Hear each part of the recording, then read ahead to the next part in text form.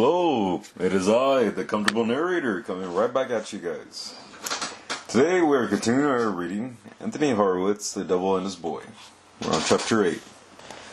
Well, let's get right into it. I'm sorry for the long wait, guys, but here I am. I'm back at it again. Auditions. I still think it's a foolish idea, Maul said. But you don't like the theater, Tom replied. I love the theater. I go there all the time. Yes, but only to rob the audiences. It was 6 o'clock in the morning, 2 days after their unsuccessful visit to Moorfield. Tom was still lying on the floor, wrapped in a blanket, but Maul was already up and fully dressed, which was hardly surprising, as she slept in her clothes. The day before, she had visited Paul's Walk and come back with exciting news. An advertisement had been posted on the Sequis door. This was the name of the door that Tom had himself noticed. Actors were wanted for a new play that was about to be performed at the Rose Theatre, not far from where Maul lived. Those interested were to present themselves at the theatre, where auditions would be taking place. And now it was the day of the auditions. Tom had barely slept a wink the night before. It was a strange thing. He had never once in his entire life thought about becoming an actor. But now that he had made the decision, there was nothing he wanted more. It was as if it had been in his blood all along, but had only now bubbled to the surface. Maul was holding a package wrapped in paper. This is for you. Tom threw the blanket off and sat up. What is it? He asked. Maul was suddenly uncomfortable. Don't you even know what it is in 4 days' time? She snapped. It's Christmas Day, so this is your present. You went and bought me a present? Tom was amazed. Nobody had ever bought him anything. Then a nasty thought crossed his mind. Did you really buy it? He asked. I didn't steal it, if that's what you mean. I used my own money. But you stole the money. Well, yes.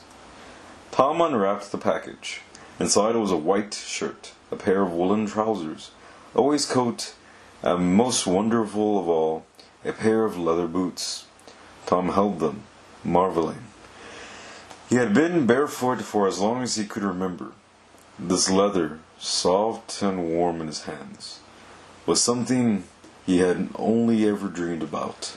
He gazed at her unbelievingly. Thank you, Maul, he said. Don't thank me, Maul replied. I only did it to be rid of you. I mean, you'll never get a job as an actor if you turn up looking like a beggar. Now get dressed. We ought to be on our way. They left a few minutes later, Tom wearing his new clothes. Taking off his old clothes had been like shedding his own skin. He had worn the same shirt and trousers for about 3 years, and they had stayed on him day and night. To walk without feeling the mud or being cut by jagged stones was a completely new experience for him, and he had tripped 3 times before he had even left the house. As he walked down the street, he wondered how he must look to other people. The clothes Maul had bought weren't new, but they were clean. He felt almost like a gentleman.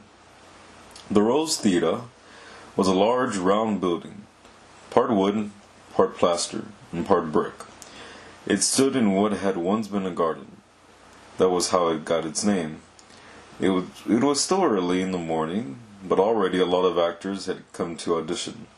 Men in feathered capes and flowing cloaks, preening themselves like pigeons. Maul stopped opposite the main door. Well, good luck to you, she said. Are you not coming in? Tom asked. No, she shook her head. There's always a chance I might be recognized. I spent a busy night here last month. She took Tom's hand. You know where to find me if you need me. But I'm sure they'll take you on. You look like an actor. You have an actor's eyes. Thanks, Maul. If they do hire you, come back and see me on Christmas Day. I'm going out for the midday meal. Your reunion. You might enjoy it. I'm sure I'll be back tonight, Tom said. I hope not, Moll retorted. My room's only big enough for one, and your feet smell. Moll turned and walked away. Tom watched her until she'd gone. Then, taking a deep breath, he crossed the road and went into the rows. He found himself in a circular space, with seats rising in 3 tiers, and surrounding him on all sides. In front of him was a raised stage with 2 pillars holding up a slanting tiled roof. There were 2 doors at the back, presumably where the actors made their entrances. The theater had no roof. If it rained or snowed, the weather was getting colder and colder. The actors and the audience in front of the stage would get soaked. Only the people in the seats would have any chance of staying dry. There was an actor standing in the middle of the stage, reciting what sounded like a poem in a whiny and monotonous voice. 2 more men were watching him, sitting on stools to one side. They were both expensively dressed. Both of them looked bored. The actor had recited only about 3 lines when one of the men stood up. "That's enough! Thank you!" he called out. "Next!" "But I've only just begun," the actor whined. "Don't send a messenger to us. We'll send a messenger to you," the man replied. The actor left the stage. There was a long line of men snaking around the edge of the theater. As soon as he had gone, one of them took his place, and the line moved forward. Tom walked toward the stage, thrilled and terrified by it at the same time. Could he stand here and perform? Perhaps for 100 or 200 people? He wanted to. He was being drawn to the stage like a fish on a hook. He felt he belonged there. He felt, "Look out!" With his eyes fixed on the stage, Tom had collided with a young man who had been carrying a sheaf of papers. Now the papers fell out of his hands and cascaded to the floor, some of them carried by the breeze into the various muddiest of puddles. Every page was covered with writing, and Tom was horrified to see the words blur and then disappear in a black haze as they came into contact with the water.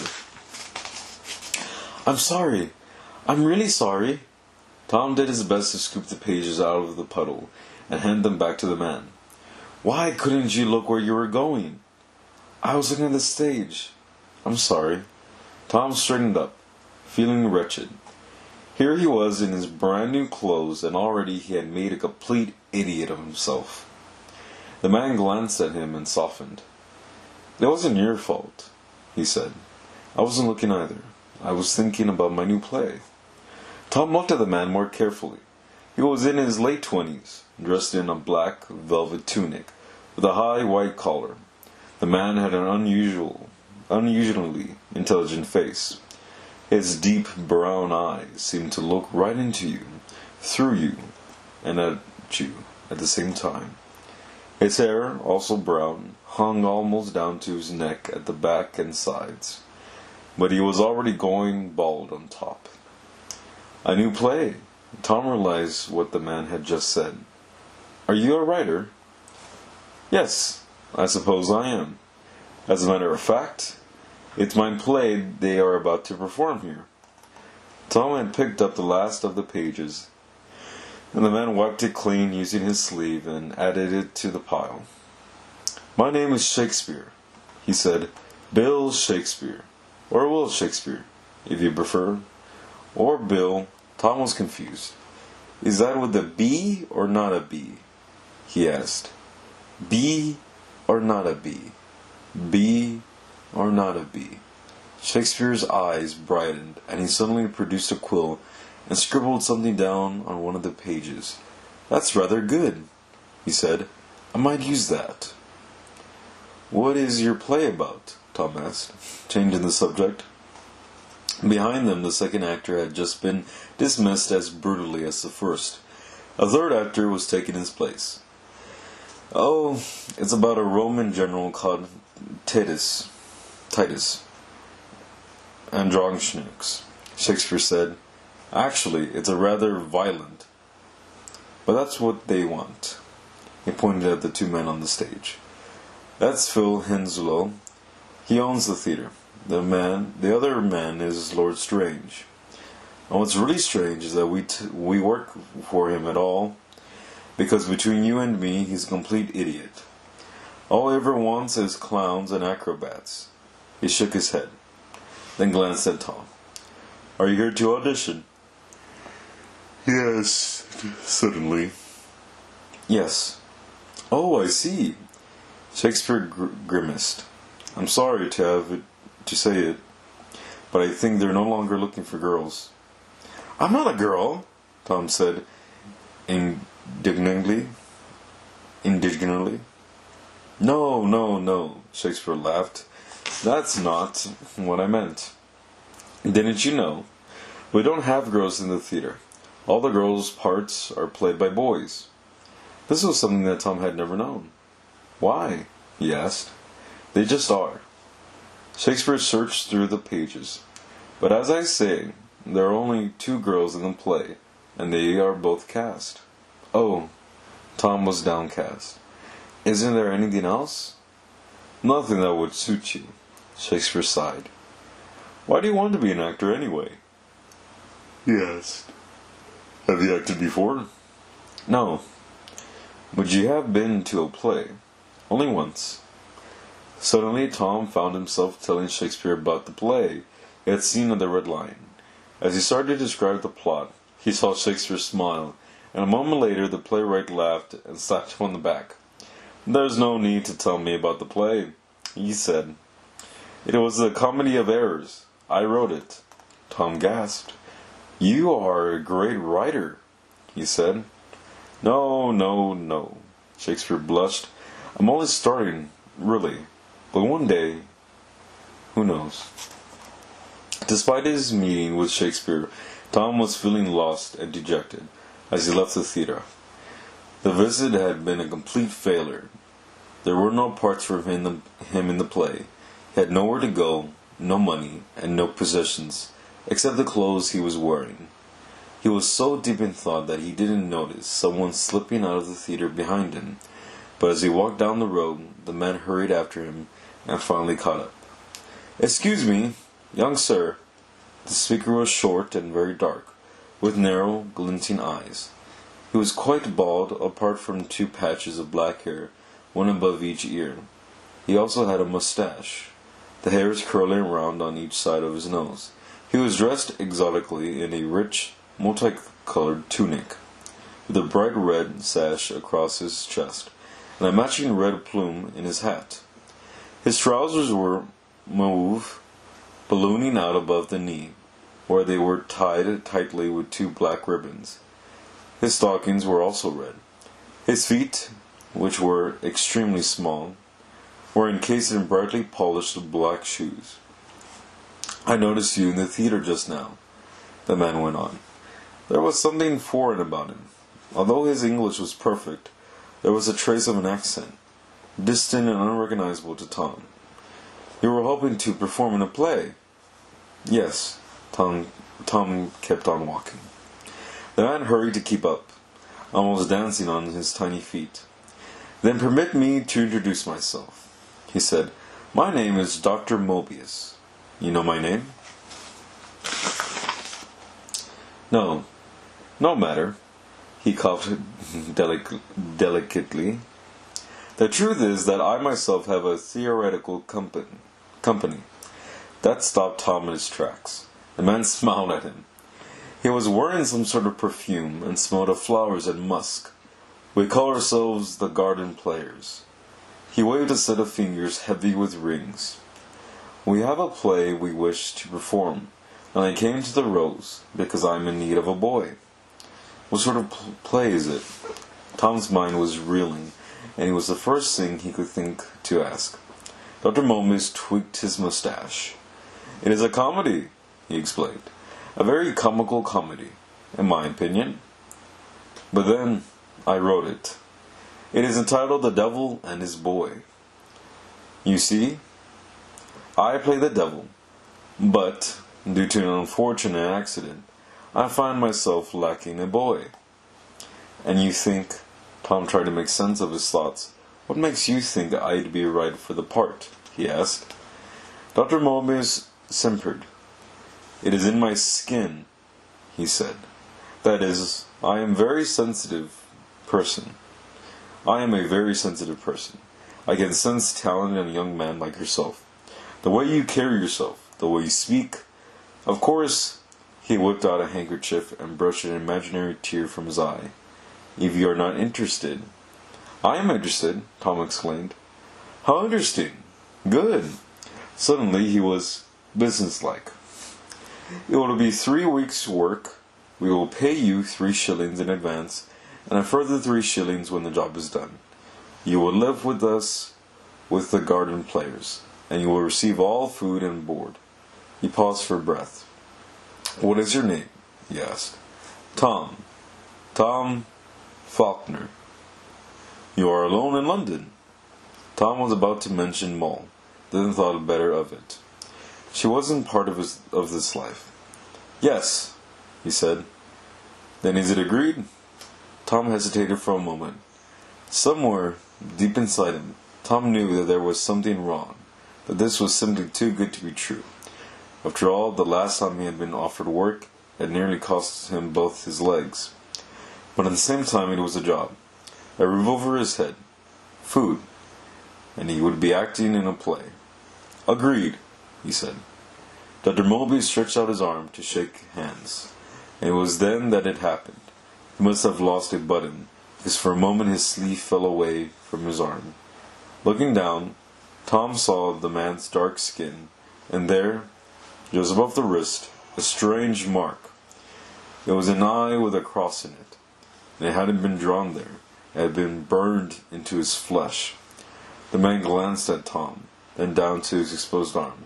For a moment his eyes flared and he opened his mouth in what was almost a snarl. But then he forced the smile back onto his face and pulled the sleeve down. "My sleeve," he said. "These London tailors have no idea what they are doing." He brought his hand back up in front of Tom. "So, Tom Faulkner, I am the devil. Are you going to be my boy? If so, let's shake." Tom reached out. They shook. We are now on chapter 9, The Garden Players. Real quick, guys, I'm just going to look for how many chapters there are. Okay, there are 14 chapters. We are on chapter 9, and we are almost done. Let's keep her going. There were 8 men in the company known as the Garden Players, but with Tom, that figure was brought up to 9. Tom had followed Dr. Mobius back up the south bank of the river. The sun was still shining brightly, but Tom couldn't help noticing something rather strange. Mobius preferred the shadows, whenever the street widened out. When they crossed the long south walk, for example, his beady eyes searched for darkened alleys and hidden entrances. If he saw people coming toward him, he chose another way, and so they barely saw anyone as they followed the Thames. Heading east, past London Bridge, and on to Bermondsey, they finally arrived at the river itself, and Dr. Mobius stopped, blinking in the light. It was snowing now, and Tom could see the surface of the Thames beginning to ice over. He wondered how long it would be before he was able to cross it on foot. "Here we are," Mobius panted, speaking for the first time since they had set off. He waved a hand. "We are here." "Where?" Tom began. The river was lapping at a derelict wooden jetty in front of them. A single ship was moored there, obviously no longer seaworthy. The sails hung in rags from its foremasts, and there was a gaping hole in its side where the wood seemed to have mouldered away. But there were no buildings close by, no taverns, and certainly no theaters. "The ship, Tom," Mobius pressed his fingers together. "We hired a ship. To save money. You understand. We live there. We work. The deck is a perfect stage. We are if you like, a family afloat.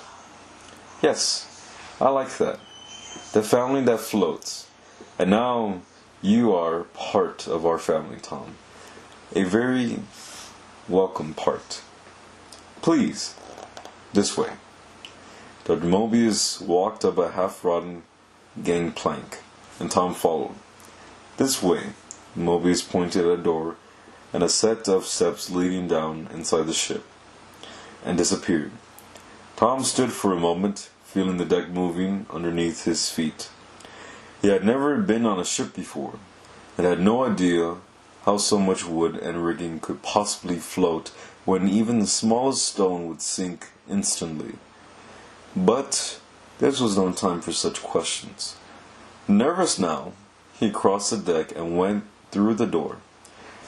There were 7 men, sitting in chairs or lying in hammocks around a coal brazier.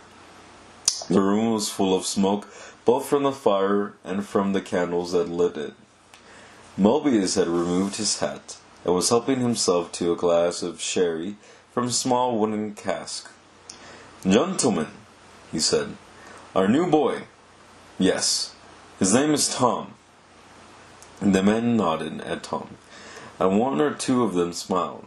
The first thing that Tom noticed was that, like Dr. Mobius, they were all rather dark. The oldest of them must have been about 40, the youngest, plain a woman, as it turned out, only a few years older than Tom himself. They were dressed in leather trousers, thick shirts, and boots. Sitting there in the cramped and smoky cabin, they looked more like sailors or soldiers than actors.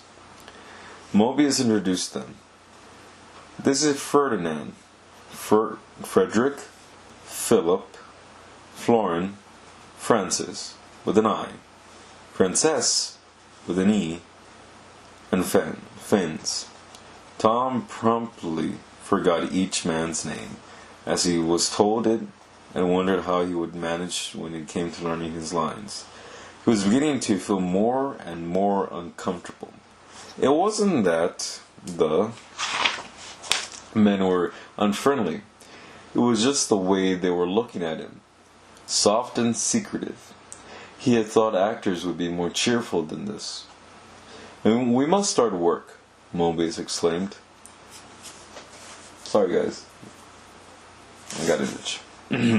Mobius exclaimed. "Ferdinand, a copy for our new friend."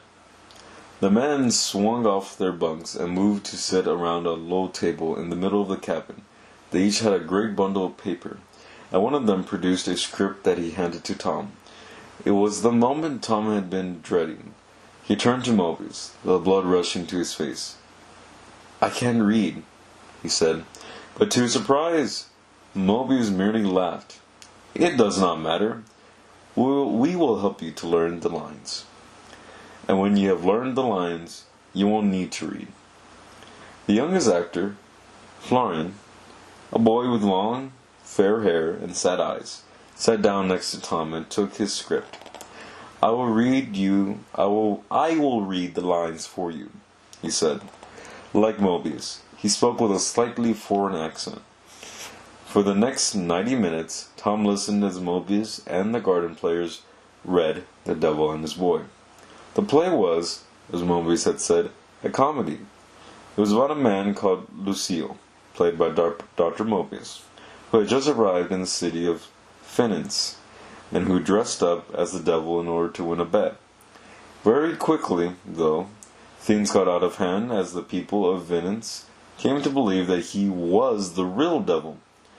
There was a comical merchant with a beautiful daughter, Isabel, played by Florian, a comical priest, and a comical duke.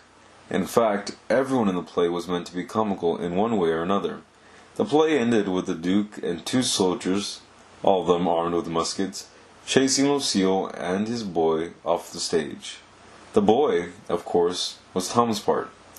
He played Antonio, Lucille's servant. But as it turned out, this wasn't such a big part after all. Tom appeared in the first 3 acts and once at the end. His main job was to provide a sort of commentary on the action. "Methinks My master is a scurvy knave. That sort of thing. But he didn't complain. Listening to the actors reading the play, he still found it hard to believe that he was one of them. It did trouble him a little that the play didn't seem to be very good, and it also occurred to him, although of course he couldn't be sure, that not one of these actors could actually act. They all had that strange, very faint foreign accent, and they seemed to be reading their parts with no interest or enthusiasm whatsoever. But it was a start.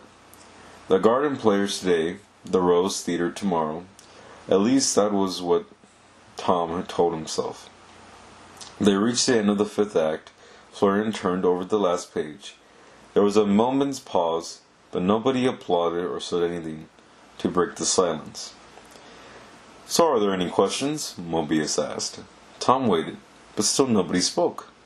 There had been a question he had been meaning to ask from the very start. Something that had puzzled him, but for the moment it was out of his mind, and he asked instead, "When are we going to perform the play?"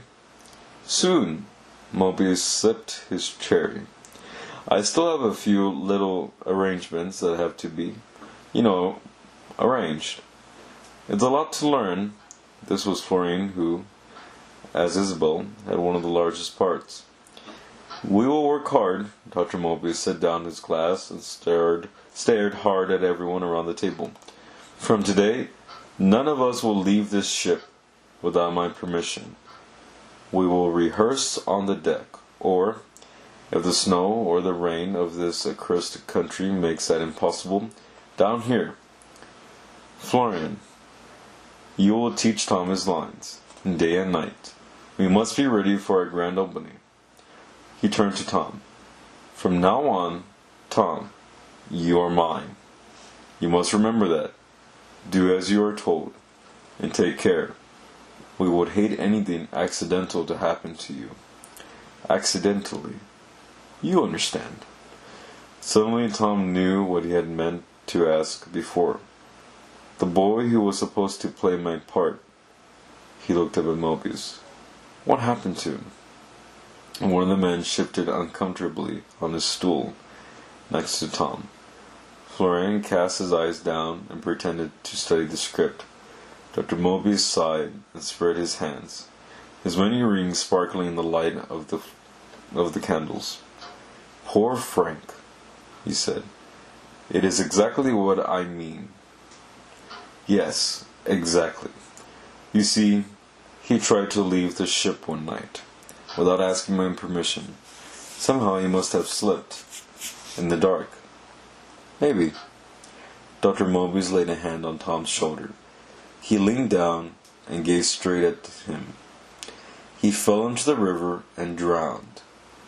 Make sure the same thing does not happen to you." Rehearsals began that afternoon, and for the next 3 days Tom found himself utterly absorbed in the business of producing a play. Fortunately, it had stopped snowing, and they were able to rehearse in the morning. The play demanded lots of running around, sometimes with guns, sometimes with devil pitchforks, and Tom wondered how they would ever have managed inside. Because he relied on Florian to read his lines, he found himself closer to the other boy than to anyone else. The rest of the company were as reserved as they had been when he first met them. They rarely spoke to him, but nor did they often speak to each other. They seemed nervous. He wondered if any of them had ever acted before. It wasn't easy getting Florian to talk either. As the days passed, he learned that the boy was 16 years old and that Dr. Mobius was his uncle. "When did you start acting?" Tom asked. "This is my first play." "Is this something you always wanted to do?" "No." Florian fell silent, his sad eyes turning away. "I just do what my uncle tells me to," he said. "Now stop asking questions and we will read through your lines." Tom was perplexed, but it was only on his third night on the boat that he saw something that actually disturbed him. All the actors slept in one room, the same room, where they had read the play. This was the only room on the ship that was remotely dry or warm enough, except for Dr. Moby's private cabin on the other side of the deck. Tom had a hammock next to Florian, with the actor called Ferdinand, who played the merchant, on the other side. However, that night Tom couldn't sleep. The weather was colder than ever, the river a solid sheet of ice. Now, he could feel the chill in the moonlight that was seeping through the cracks in the woodwork, creeping into his bones. Next to him, Ferdinand groaned and turned over. As he did so, his shirt sleeve got caught and pulled back, and it was then that Tom saw it, an eye with a cross burned into the man's flesh between his wrist and his elbow. He had seen exactly the same thing on the arm of Dr. Mobius. Tom straightened up. What did it mean? Were all the actors carrying the same mark? And if so, why?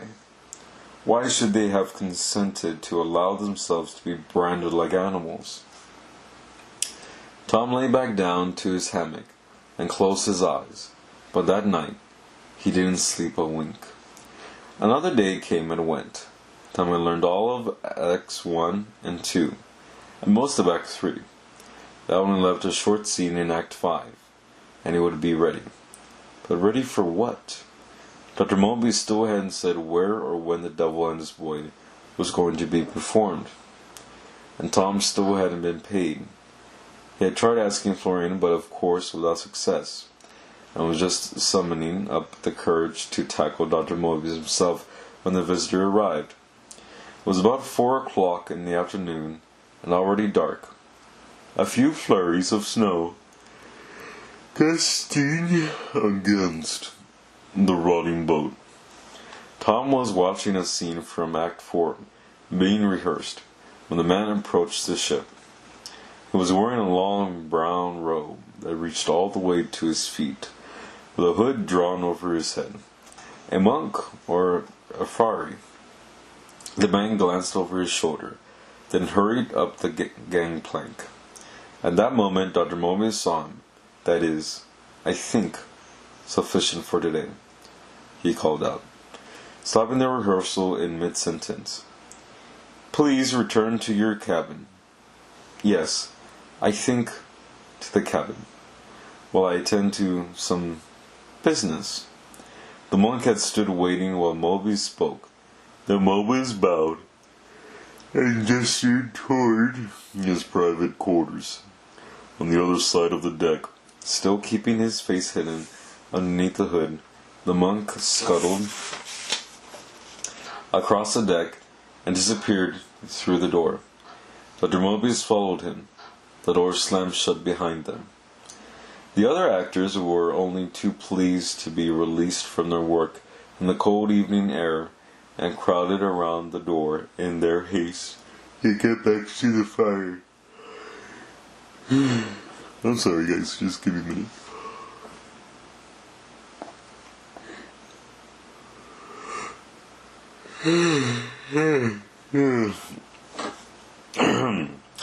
Florian went with them, and suddenly Tom, who had been sitting on the deck above, found himself alone and momentarily forgotten. His first instinct was to follow the others down. It was extremely cold, and the last one in would always find himself farthest from the fire. But at the same time, he was curious. Why should a monk have suddenly chosen to visit a company of actors?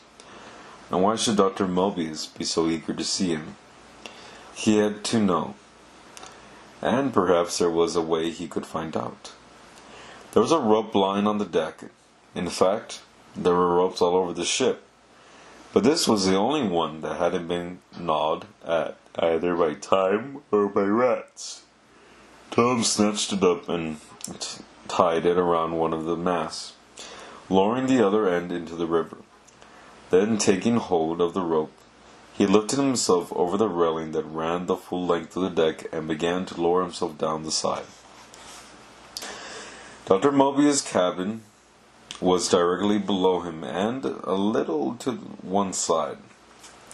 Hanging in space with the arms outstretched, his feet up against the side of the ship, and his head hanging back, Tom was able to maneuver himself until he could look through the window into the cabin. He was about 3 yards below the deck and 3 yards above the frozen water of the Thames. If he let go of the rope, he knew that he would fall right through the ice. It still wasn't strong enough to support his weight, but it might be strong enough to trap him underneath the surface. Tom imagined himself in the chill, black water. He thought about the boy whose place he had taken. Would he have frozen before he drowned? Which would have killed him first? Clinging on even tighter now, Tom looked into the cabin. The first thing he saw was that the monk wasn't a monk at all. He had taken off his robe, and underneath he was dressed like a gentleman, with a white collar, a black velvet cape, black stockings, and black boots. The man had a beard and a mustache, both turning gray. His eyes were narrow and slightly too small for his head. His nose, long and hooked, was slightly too big for it. There was a thin, tapering scar on the side of his cheek, shaped like the letter J. From where Tom was hanging, he could also see a table, a chair, candles, and a bed against the wall. But Dr. Mobius himself was just out of sight. The gold? I haven't come all the way across London to leave without it. It was the monk talking. With a thrill of excitement, Tom realized that he could hear every word the two men were saying. The cabin window might have had glass once, but it had been broken or had rotted away long ago. Tom eased himself closer, gently shifting his weight on his feet. He had to be careful. Move too quickly and he might find himself accidentally knocking on their wall. Of course I have the gold, Mobius replied. A cloth bag appeared, thrown down on the table, and landed with a heavy clink. But what I want to know, what you must tell me is, his hand fell on the bag before the other man could take it. Do you have what I want? It's not easy, damn you, the man muttered. I'm doing my best. I'm sticking my neck out for you. Literally. I could lose my head for this. But you're not doing it for me, Mobius purred. He lifted the bag again. You're doing it for this. You're going to be very, very wealthy. If anyone finds out, I'm going to be very, very dead. They won't. The man in black stood up and walked over to the window. Outside, Tom twisted away, afraid he was going to be discovered. For a nightmare moment, he lost his footing and hung upside down, his neck twisted, and a sky of black ice filling his vision. But the man had turned around. Tom managed to loop the rope over his foot. He was still upside down, but he was safe. What about this new boy? The man asked. Who is he? He's a nobody. Nothing. A creature I picked out of the gutter. Mobius purred quietly, and Tom could imagine him stroking his curling mustache. He suspects nothing. Of course not. He'll play his part and then we'll be rid of him. But we were speaking of you, Sir Richard. When will I have a result? Tomorrow. Maybe the day after. They're meeting soon. You can take half the gold now, half later. And don't disappoint me, Sir Richard. There was a brief pause, and Dr. Mobius moved closer. Tom could just make out the side of his face and part of his body. One eye gleamed in the candlelight. I have far-reaching friends. You may hide from me, but not from them. Tom sensed that the interview was coming to an end, and quickly pulled himself back up to the other side of the boat. He thought of the rope stretching out across the deck. He couldn't risk Dr. Mobius or the man he had called Sir Richard finding it. There was nobody in sight on the deck. Tom climbed over the railing and untied the rope. He was just straightening up when a hand fell on his shoulder. Tom froze, then turned softly. Florian was standing over him. For a moment neither of them spoke. Tom wondered if the other boy was going to raise the alarm. He must have seen what Tom had been doing. He must know what Tom had overheard. But then Florian began to speak, the words trembling out as a whisper on a frosting cloud of breath. Tom couldn't understand what he was saying. The words made no sense. He shook his head, tried to interrupt, but Florian wouldn't stop. At last he seemed to realize what he was doing. He paused and grabbed hold of Tom's arms. "Tom," he said, "I like you, but you have to go. Don't you see? You are in terrible danger. You must get off this ship, leave London, go as far away as you can." A door banged open. Mobius was showing the monk back to the shore. Florian turned and fled the other way. Tom stepped into the shadows, his mind whirling. He had barely understood a word of what Florian had said, and it wasn't just because Tom had been taken by surprise, or because all the blood had rushed to his head when he was upside down. No, Florian had spoken to him for a minute, maybe for longer. But whatever language he had been speaking, it certainly wasn't English. That's the end of chapter 9. Chapter 10. Thin Ice. There were no rehearsals on Christmas Day. Tom asked if he could leave the ship and was pleasantly surprised when Dr. Mobius said yes. In fact, Mobius seemed quite keen for him to take a day's holiday. Tom was glad to get back on dry land. He walked for 20 minutes. It was easy to find his way. All he had to do was follow the river back down to London Bridge. Soon he was recognizing familiar landmarks, and it was just before midday when he found himself in front of the shoe shop over which Molly Cutpurse lived. He was about to call up to her when Moll came out. She stopped and stared at him, and although she did her best to hide it, Tom knew that she was pleased to see him. "You've come back," she scowled. "You did say I could look in on Christmas Day," Tom replied. Moll softened. "Oh, yes. Happy Christmas." She ran her eye over him. "Well, you haven't been starving. I can see that," she said. "So, can I take it you're an actor now?" "Yes, I'm in a play." "Tried on the dress yet?" She smiled.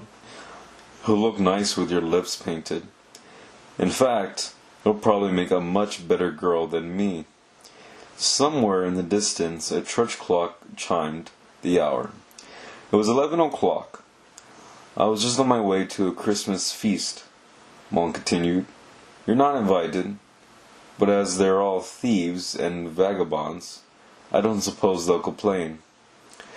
It was one of the strangest invitations Tom had ever received, although of course it was also the only invitation he'd ever received. Christmas in Framlingham had only ever meant extra work. "Thank you," he said. Moll headed back through Southwark, and past the great bull baiting ring at Bankside. The other side of the river was heavily built up, but on this side the buildings suddenly stopped, giving way first to gardens and then to open fields. The snow had fallen thicker here. To the south, everything was white, with only a few cows standing out against the landscape.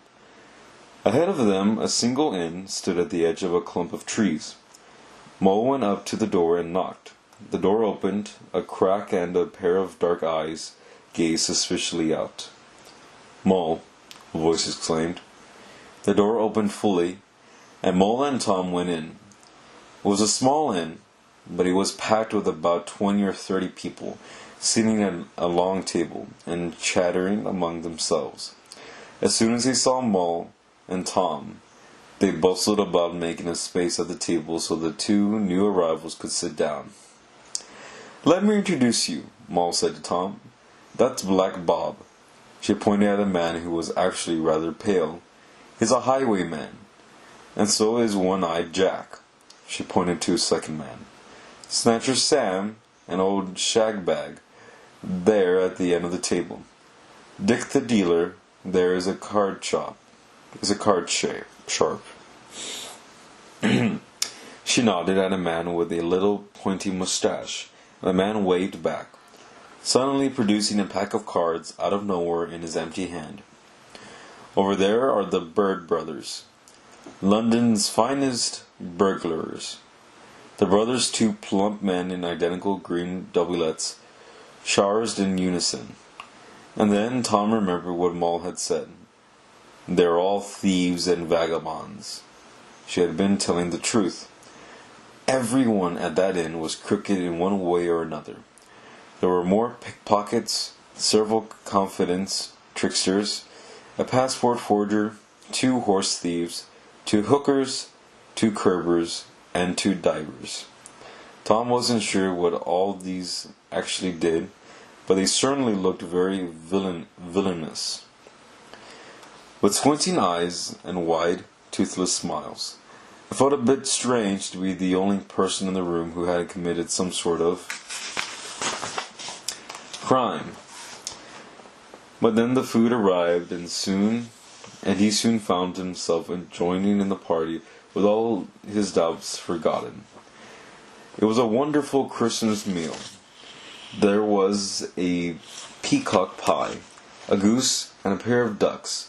A whole boar's head arrived, chewing on an apple and even managing to look fairly cheerful, considering it was being served up on a wooden plate. When that was all gone, there was a pudding,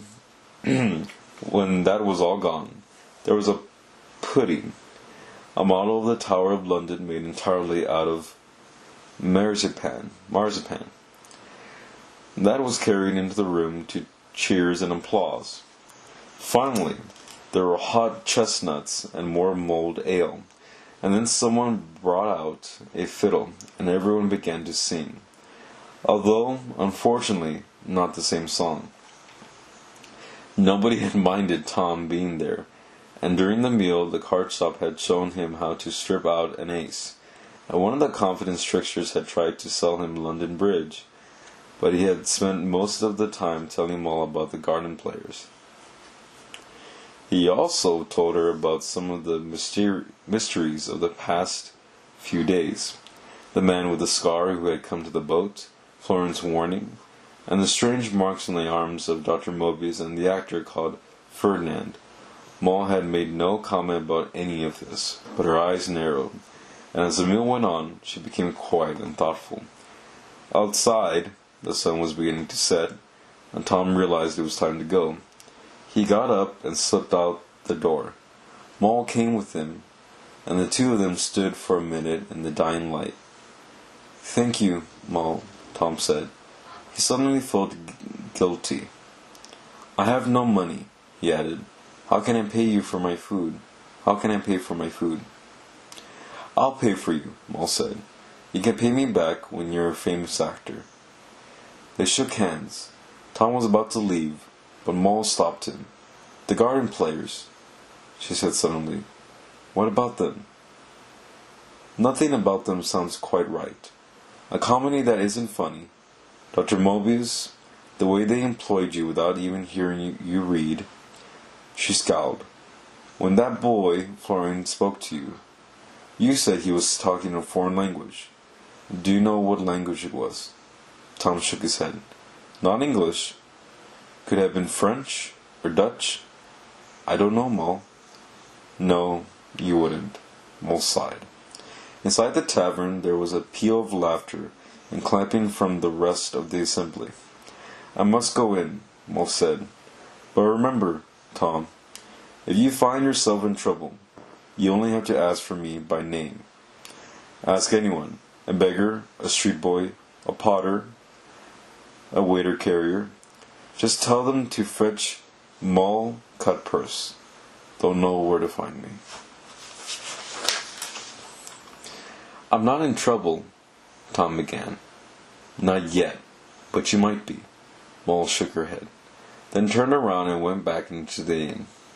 Tom walked away. I'm not in trouble, he had said. But he hadn't even taken 10 paces, and he was... Someone stepped out from behind a tree. The blade of a knife flashed in what was left of the fading sunlight. A hand reached out and grabbed him roughly by the shirt, twisting him around. Good afternoon, Tom, Gamely Ratsey said in a soft, sing-song voice. I thought I might find you here. Ratsey, my dear fellow, I am so glad to see you. Ratsey touched the point of the knife against Tom's neck.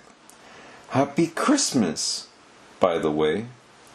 How did you find me? Oh, I heard that you and Moll, what's her name? Cutthroat, had teamed up, so I've been keeping an eye on her. She led me here. He shivered. Jolly cold, Tom. Deadly cold, you might say. What do you want with me? I would have thought it was obvious. The truth is, you rather let us down, running off like that. The Slopes were very disappointed. I will not go back to Farmingham. Ratsey smiled and waved the point of his dagger in a circle around Tom's head. You're not going anywhere, he said. You're going to kill me. I apologize for my phone, everyone, as I was trying to read. You're not going anywhere, he said. You are going to kill me? It does rather look as if I'm going to have to, Ratsey agreed. It saddens me, Tom, but you know too much about me. I won't tell on you, Ratsey, Tom pleaded. I have a new life now, in London. I'm an actor. You can forget about me. He took a step back, trying to buy time, desperately searching for the right words. He had always been afraid of Ratsey, and knew him for the killer that he was. But he wondered if there wasn't some way he could appeal to him. Surely there had to be some good in the man. You can't just kill me in cold blood, he went on. You're not like that. But I am, Ratsey sighed, and for a moment he looked genuinely sad. No, you were a soldier, Captain Ratsey. You told me so yourself. You fought for the Queen. And what did the Queen ever do for me? His eyes blazed. Oh yes, I was once like you, Tom. A nice boy, a good boy, fighting for the Queen to save the country. But when the fighting was over and the battle was won, what happened? They gave me nothing. No pension, no reward. I was abandoned, left to starve, all on my own. You had parents. I had run away from home. They no longer wanted to know me. There was no one to look after poor old Ratsey. So I had to learn to look after myself. And that is what I am doing now, Tom. I like you. Yes, I do. But, you see, you know too much. And maybe one day you'll whisper a few words, just by accident. Maybe in your sleep. I can't let that happen. I can't take that risk. I can't take the risk. It was no good. Tom glanced left and right. They were standing in an open field underneath a tree. Thick snow lay all around them, and in the branches above there was nobody in sight. Ratsey had led him away from the inn, and Tom knew that even if he did call for help, he would be dead long before anyone arrived. Suddenly he felt very cold. Despite his new boots, the snow was reaching up to his ankles. penetrating into his bones. The wind blew and a trickle of snow fell out of the tree and onto his neck. The snow. "So let's get this finished with," Ratsey said. "I'm sorry, Tom. I hope you understand. It's something personal." "Wait a minute, Ratsey." Tom brought his hands together as if to plead for mercy. He was hoping he had learned something about acting in the last few days. "You can't kill me. I'm only a child. It's never stopped me before. But I'm unarmed." Now Tom turned his palms upward. "Look, I have no weapon." Slowly Tom raised his arms. "Most of the people I kill have no weapons," Ratsey said reasonably. "It makes it a lot easier." His fingers tightened on the knife. "Now stop all this nonsense. Tom. The time has come." Tom's hands were now over his head. There was a branch directly above him. His hands closed over it, and with all his strength he pulled down. A great clump of snow fell out of the tree, both onto Tom and onto Ratsey, in front of him. Tom had been ready for it. Ratsey hadn't. Ratsey cursed, momentarily blinded. At the same moment, Tom turned and ran. He was only seconds ahead of Ratsey. The highwayman had recovered fast, and, scooping the snow out of his eyes, had launched himself after Tom. It was a strange, soundless pursuit. They were running almost in slow motion, as their feet came down in the thick snow, and even the sound of Tom's rasping breath was smothered by the frozen air. Tom had no idea where he was going, but realized, when it was too late, that he had managed to carve away from the inn where he might have found help. As he stumbled through the snow, almost slipping, scraping forward, he caught sight of a group of people weaving slowly down a lane. Should he make for them? No. It was hopeless. They were probably half drunk, and before he could even begin to explain what was happening, Ratsey would have cut his throat. "Tom!" He must have slowed down. Ratsey had almost caught up with him. The knife flashed through the air, and Tom cried out as the very tip of it caught him on the shoulders, slicing through his shirt and drawing a line across his skin. The pain and the shock of it propelled him forward. Ratsey stumbled and almost lost his balance. Tom surged ahead. He reached a row of houses, found an alley, and ran through it.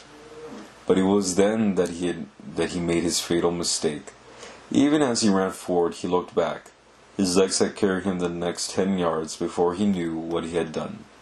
And by the time he saw where he was, it was too late.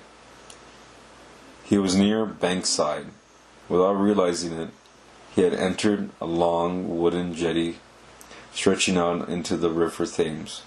Unfortunately, the jetty only continued for another 20 yards and stopped. It was a passage to nowhere. Before Tom could double back and regain dry land, Ratsey had reached the other end, blocking it. The man and the boy stopped and stood there, gazing at each other. Ratsey was breathing heavily. His dark hair had flopped across his face, and he threw his head back to clear it. His eyes, when they were revealed, were all right, alight with pleasure. "You move fast, Tom," he panted. "Leave me alone, Ratsey." Tom took 2 paces back, 2 paces closer to the end of the jetty and the river Thames. Ratsey lifted the knife and took another step forward. The jetty creaked underneath him. Tom, the piper's son," Ratsey had begun to sing, "cannot hide, and he cannot run." Tom had reached the end of the jetty. A wooden ladder led down to the Thames, but there were no boats. Ratsey was getting closer, and then, in an instant, Tom knew what he had to do. Without taking his eyes off Ratsey, he grabbed hold of the ladder and lowered himself down. Not into water, onto ice. Ratsey stared for a moment, then darted forward. But it was already too late. Tom had backed away, whooping uncertainly, but still standing upright on the ice. "Come back!" Ratsey squealed. His eyes flared, and slipping the knife between his teeth, he turned and launched himself down the ladder. But his feet had barely touched the ice when there was a sudden crack.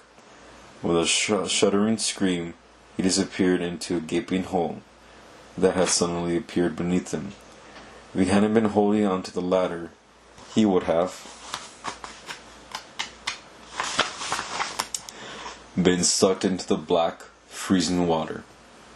As it was, he barely had the strength to pull himself out, and by the time he was back on the top of the jetty, his teeth were rattling with cold. "Tom!" he tried to call out. Tom was standing only a few yards away, but now they could have been a world apart.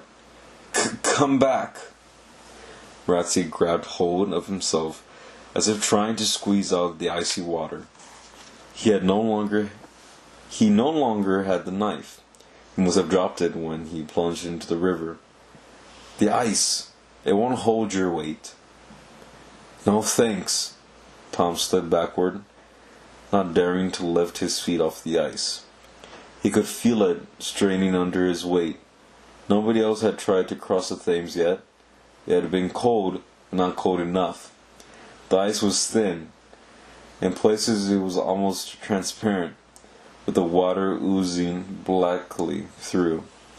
But Tom was certain about one thing. He would sooner disappear through the ice and drown than go back to the jetty and face Ratsey again. He kept walking. He didn't need to look back at Ratsey to know he wasn't being followed. He was a boy, small and underweight, and the ice was only just supporting him. Ratsey, as he had already proved, had no chance. Tom took another 3 paces, then cried out as the ice gave way beneath him. One of his feet shot through into the water, which closed around his ankle, instantly sucking out any feeling at all. Tom twisted sideways. Fortunately, the ice was stronger here. With his foot dripping, he fought for balance and found it. For a moment he stood in the middle of the river, wondering which way to go, wondering if he could even find the courage to move. Hunching his shoulders against the wind, which was whipping up the river from Westminster, Tom continued across. It was much colder than he had thought. Out in the open, with nothing to protect him, his whole body was quickly growing numb. It was also much farther than he would have liked. After 10 minutes on the ice, he wasn't even halfway to the other side. A fist of loose snow punched into his face, forcing him to close his eyes. When he looked back, he could no longer see Ratsey. The highwaymen must have given him up for lost. Sorry, my eyes. He pressed on, and the ice groaned and creaked, but gradually the buildings on the other side of the river loomed ahead of him, almost invisible in the darkness. Another wooden jetty twisted out, water lapping at its legs. He took another step. The ice cracked. He yelled out and toppled forward, his arms flying out. Somehow his hands caught hold of wood. One leg disappeared into the water, soaking and freezing him all the way up to the thigh, but then he was out, pulling himself up onto the jetty. Behind him, shards of ice closed over the hole he had just made. More snow fell, but he made it. He was safe. It was night time before he got back to the ship where the garden players were housed. It had taken him 2 hours to get there, partly because he was cold and exhausted, partly because he had been afraid of bumping into Ratsey. Although it was Christmas, the night watchmen were still out. He glimpsed one of them crossing a bridge with a lantern held up in front of him, and he heard the familiar cry, 8 o'clock, look well to your locks, your fire and your light, God give you good night. The night still held one final surprise. Tom had just gotten back to Bermondsey and was approaching the boat when he saw a man leaving, coming down the gangplank. The man came close to him. Although he didn't see Tom recognized him by the monk's hood and robe he was wearing. It was a man with a scar, the one that Dr. Mobius had called Sir Richard. The man hurried off into the night. Tom waited until he had gone, then walked over to the gangplank and went up on the boat. He had hoped to make it to the cabin without being seen, but he had barely moved before a door opened and Dr. Mobius appeared, climbing up from below. "Tom." Dr. Mobius had a glass of wine in one hand, a pipe in the other. His cabin was lit by the soft yellow glow of a candle. He stepped out onto the deck. "I have some good tidings." Dr. Mobius stretched out a hand, his rings glinting in the candlelight. He laid it gently on Tom's head, stroking his hair. "We are to perform The Devil and His Boy in 3 days' time."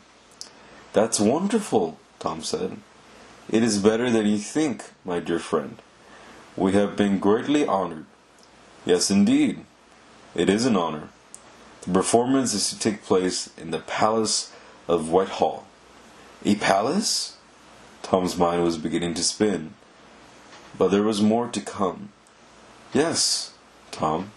His lips curled in a slow smile, and something brighter than candlelight gleamed in his eyes. "In Whitehall Palace, and we'll be performing in front of the Queen." Amazing. Chapter 11. First Night Nerves. Only 3 more chapters left, guys. The next 3 days were a whirlwind of activity. There were still lines to be learned, movements to be discussed, fights to be choreographed, and costumes to be sewn. And then there were the props and scenery. Like most plays, The Devil and His Boy didn't need much scenery. The audience was expected to imagine it, but there were a lot of props, and it was one of these that led to a strange and unpleasant incident. The prop was a pitchfork. Tom was rehearsing on the deck in the cold morning sunlight. The entire cast was there, some of them acting, the rest sewing or painting. Florian, he noticed, was looking very downcast. In fact, the older boy had barely spoken a word to him since the night of the warning. However, he noticed Florian glance upward sharply as Dr. Mobius appeared from his cabin, carrying the 2 pitchforks. "This is for you, Tom," Dr. Mobius said. "When you disguise yourself as a devil, this is what you must carry. Please handle it with great care." The pitchfork was about 2 yards long. In taking it, Tom was surprised by its weight. Examining it, he soon realized why it was so heavy. The actual prongs themselves were only wood. The length of the pitchfork was a hollow metal tube. If it hadn't been for the prongs glued to the top, Tom would have been able to look right through it. There was one other slightly strange thing. At the end of the tube, on the inside, some sort of line had been cut. Tom ran his thumb over it, feeling the sharp metal edge pressing into his flesh. Obviously the metal tube had been used for something before it had been turned into a fork. But why hadn't Dr. Mobius used a broom handle, or even a roll of paper? It would have been lighter and easier to handle. It was while they were running around the deck that Tom dropped his pitchfork. The wooden forks snapped off, and the metal tube began to roll against the deck. Everyone froze. The tube was heading toward the very edge of the ship. There were no railings there. There was nothing between the tube and the river. And then Florian reacted. Acting as if his life depended on it, he dived forward, throwing himself full length onto the deck. His outstretched hand caught the tube inches away from the edge. He stood up, holding it. Dr. Mobius had watched all this with wide eyes. Tom could see the relief in his eyes as Florian lifted the tube, but in seconds relief had been replaced with fury. His whole face seemed to change. His skin grew darker, the veins standing out on his bald head. His mouth drew back at a snarl, and the next thing Tom knew, his hand had lashed out, crashing into the side of Tom's face, and throwing him spiraling onto the deck. With his head spinning, he tried to stand up, but Dr. Mobius was already there, looming over him. "You idiot!" Dr. Mobius shouted. "You fool! I told you to be careful, and you almost lost it." "It's only a tube of metal," Tom protested. "What?" Dr. Mobius drew back his foot, and Tom was sure he was going to kick him where he lay, but then Florian sprang forward. "It was an accident," he said. "You don't have to hurt him." Dr. Mobius stared at his nephew, with murder in his eyes, for his part. Florian held his ground, the rod still in his hand. Slowly, Dr. Mobius recovered. He looked down. Tom was still on his knees. There was a trickle of blood coming from the side of his mouth. Dr. Mobius drew a hand over his eyes, as if trying to wipe away the memory of what had just occurred. "You must forgive me," he said. "That was unforgivable of me." He whipped out his handkerchief and offered it to Tom. Tom didn't take it. "You see," he went on, "to play in front of the Queen is a considerable honor, and of course I am nervous. We are all nervous. And this," he gestured at the metal tube, then at Tom. "It was first night nerves. I apologize to you. I will not have it again." He took the metal rod from Florian and stepped back. "We shall all take a rest," he exclaimed to the watching actors.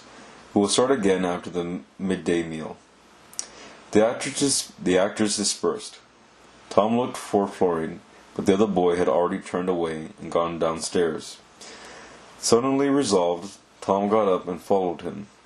He had found Florian in the costumes room, already at work on the dress that he himself would wear. Tom paused in the doorway.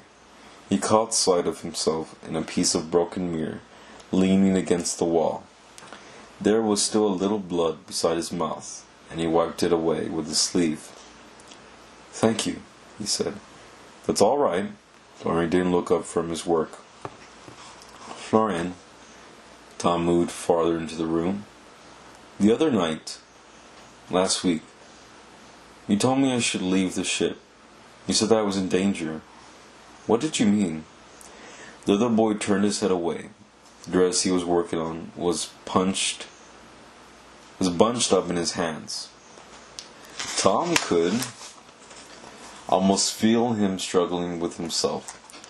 But then another of the actors appeared at the door and looked in. "Lunch is ready," he said, and went on his way.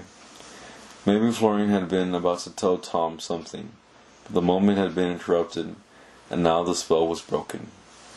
"I didn't mean anything," he said. "I shouldn't have said it. Forget it." He got up and, brushing past Tom, quickly left the room. The opening performance of the first night drew closer and closer. They ran through the play once, then again, this time with costumes as well as props. Florian had been transformed into a girl, with a flowing dress, makeup, and a wig. Watching him, Tom remembered his meeting with Will Shakespeare, and wondered if he couldn't have acted as a girl at the Rose. In his heart he knew he could. He also knew, although it made him sad, that he would much rather be acting in Shakespeare's new play than in The Devil and His Boy. The last morning came and went. Everyone knew their lines. The musicians knew their tunes. They performed the play one last time, and this time Dr. Mobius loaded the muskets so as he and Tom were chased off the stage. This was the last scene of the play. there were loud explosions and puffs of smoke behind them.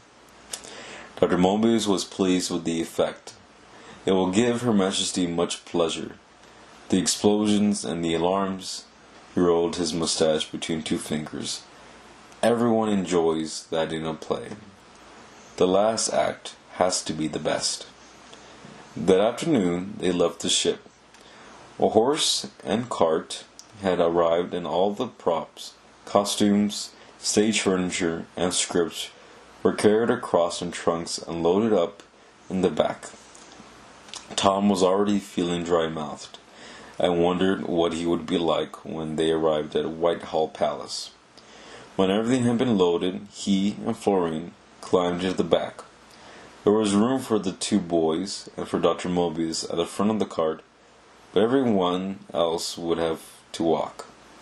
They stood waiting in the cold for a few minutes. Dr. Mobius was the last to leave the ship.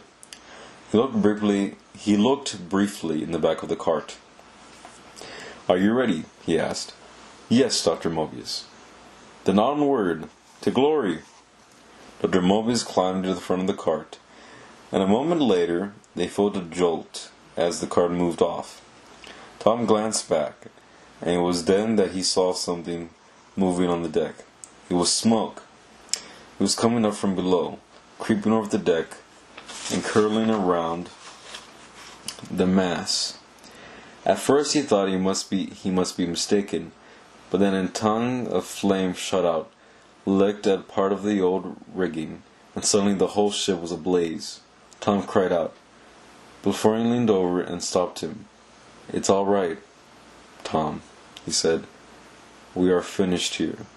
We will not be returning." The cart rumbled on. The entire ship was ablaze, huge flames reaching up to the very top of the mast. As damp as the ship was, the fire seemed to fall on it, like a hungry animal, tearing into it, consuming it utterly. The wood cracked and splintered. One of the masts shivered and fell. The flames leapt up. The ice on the river, glowing red now, began to move, pulling away from the doomed vessel.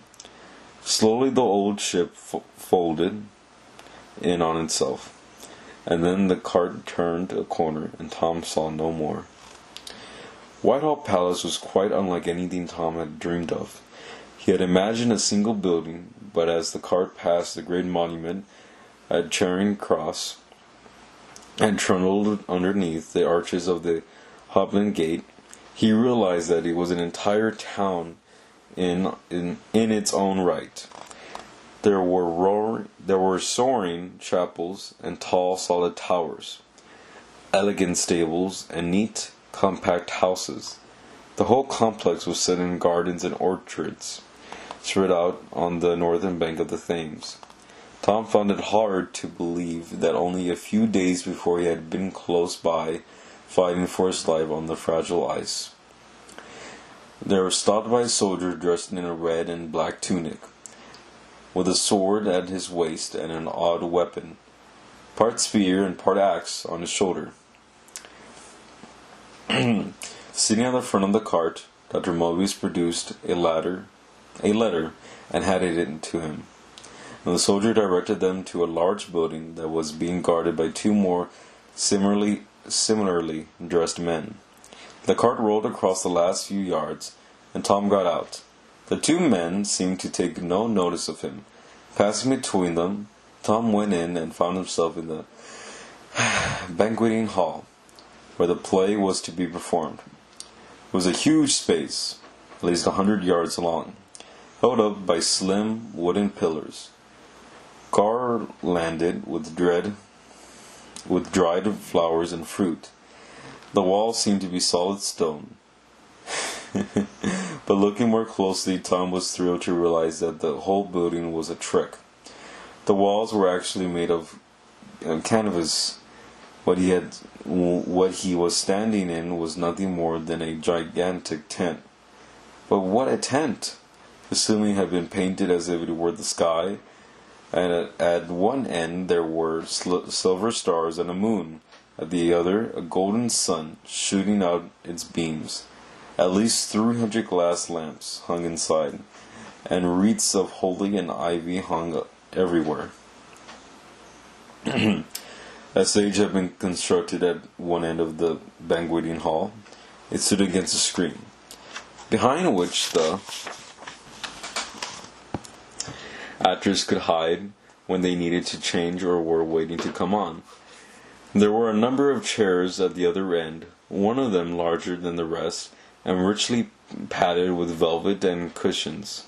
Tom didn't need to ask who would be sitting here. Dr. Mobius had already started carrying in the costumes and props.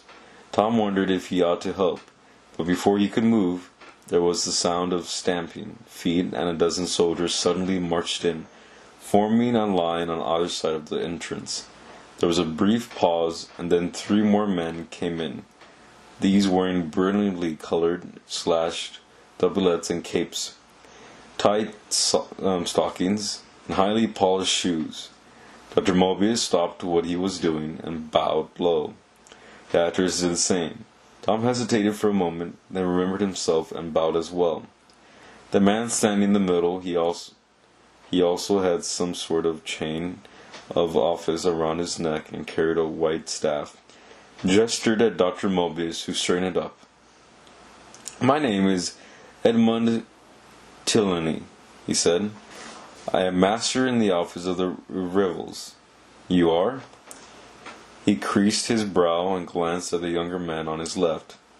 "The Garden Players," the younger man said. "Quite. The name of the play you are to perform?"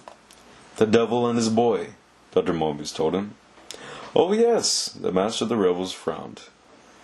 "Not an entirely suitable title, I feel," he snapped. "But Sir Richard says he found it most enjoyable." At the mention of Sir Richard, Tom glanced up. He had barely noticed the third man when he came in, but now he saw that it was indeed the same Sir Richard who had come twice to the boat. There were the narrow eyes and slightly hooked nose, and there, impossible to miss, was a scar shaped like a J, cut onto the side of his cheek. But even as he stood there uncomfortably with his back bent down and his neck craning up, Tom's mind began to race. As far as he knew, The Devil and His Boy had never been performed before. Certainly all the actors had had to learn it from scratch. So how could Sir Richard claim to have seen it? And why had Sir Richard come to the boat, not only at night, but in disguise? He remembered seeing Dr. Mobius give him a bag full of coins. What had the money been for? And most strange of all, why were Dr. Mobius and Sir Richard pretending they didn't know each other? It wasn't just that they hadn't greeted each other, they weren't even looking at each other in the eye. What exactly was going on? "Very well," Tilney was saying. "The play will begin at 8 o'clock, after Her Majesty has finished supper. There are certain rules that you would be wise to obey."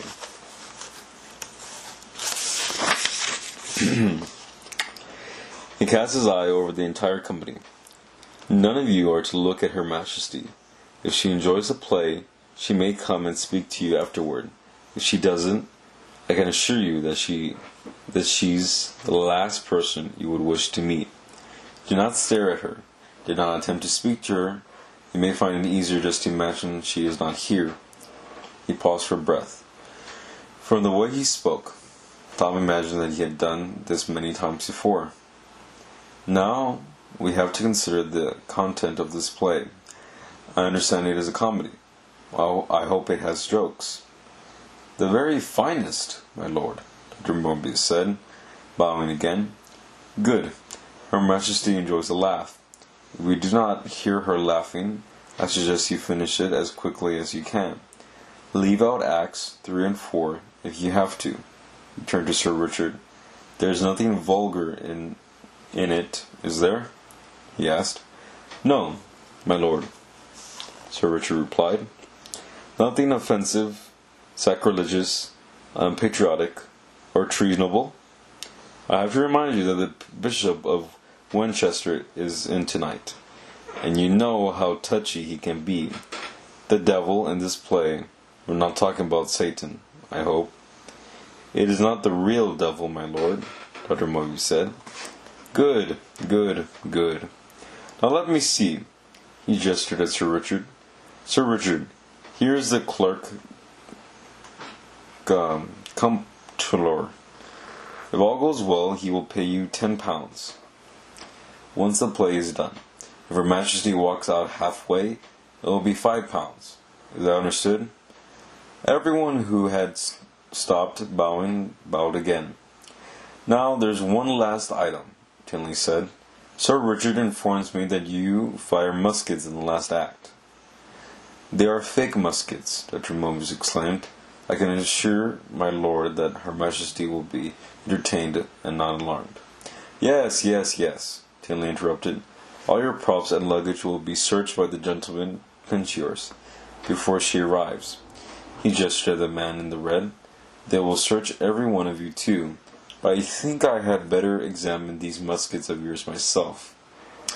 Dr. Mobius nodded, and two of the actors carried forward the trunk that contained the two muskets. They opened it and handed the weapons to Tinley, who glanced at them briefly. As you will see, my lord, Mobius explained, the barrels of the guns are fashioned from wood.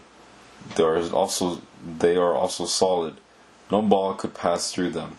The only part of the weapon that is authentic is a firing mechanism. We require this to make the small explosions, which I can assure my lord will add a delightful version to Her Majesty's evening. Tinley nodded and set the weapons down. Very good, he nodded the gentleman Pinchers. Make sure they're all thoroughly searched. Man, I'm sorry guys, I can't take any pauses. I have to do this in all one sitting. I'm trying my best for you guys. Because I want to finish this whole book tonight. There's like the whole book. And it's like, oh my god, this is a little long. Alright, let's keep going. It took over an hour to search everyone and everything. The gentlemen Pinchers were the Queen's personal bodyguards, and it was their job to ensure that nothing remotely dangerous came anywhere near her. Even a small knife that Mobius used to sharpen his quill was removed. The muskets were examined again and set down on a table, along with the pitchforks. The devil horns and all the other bits and pieces from the play.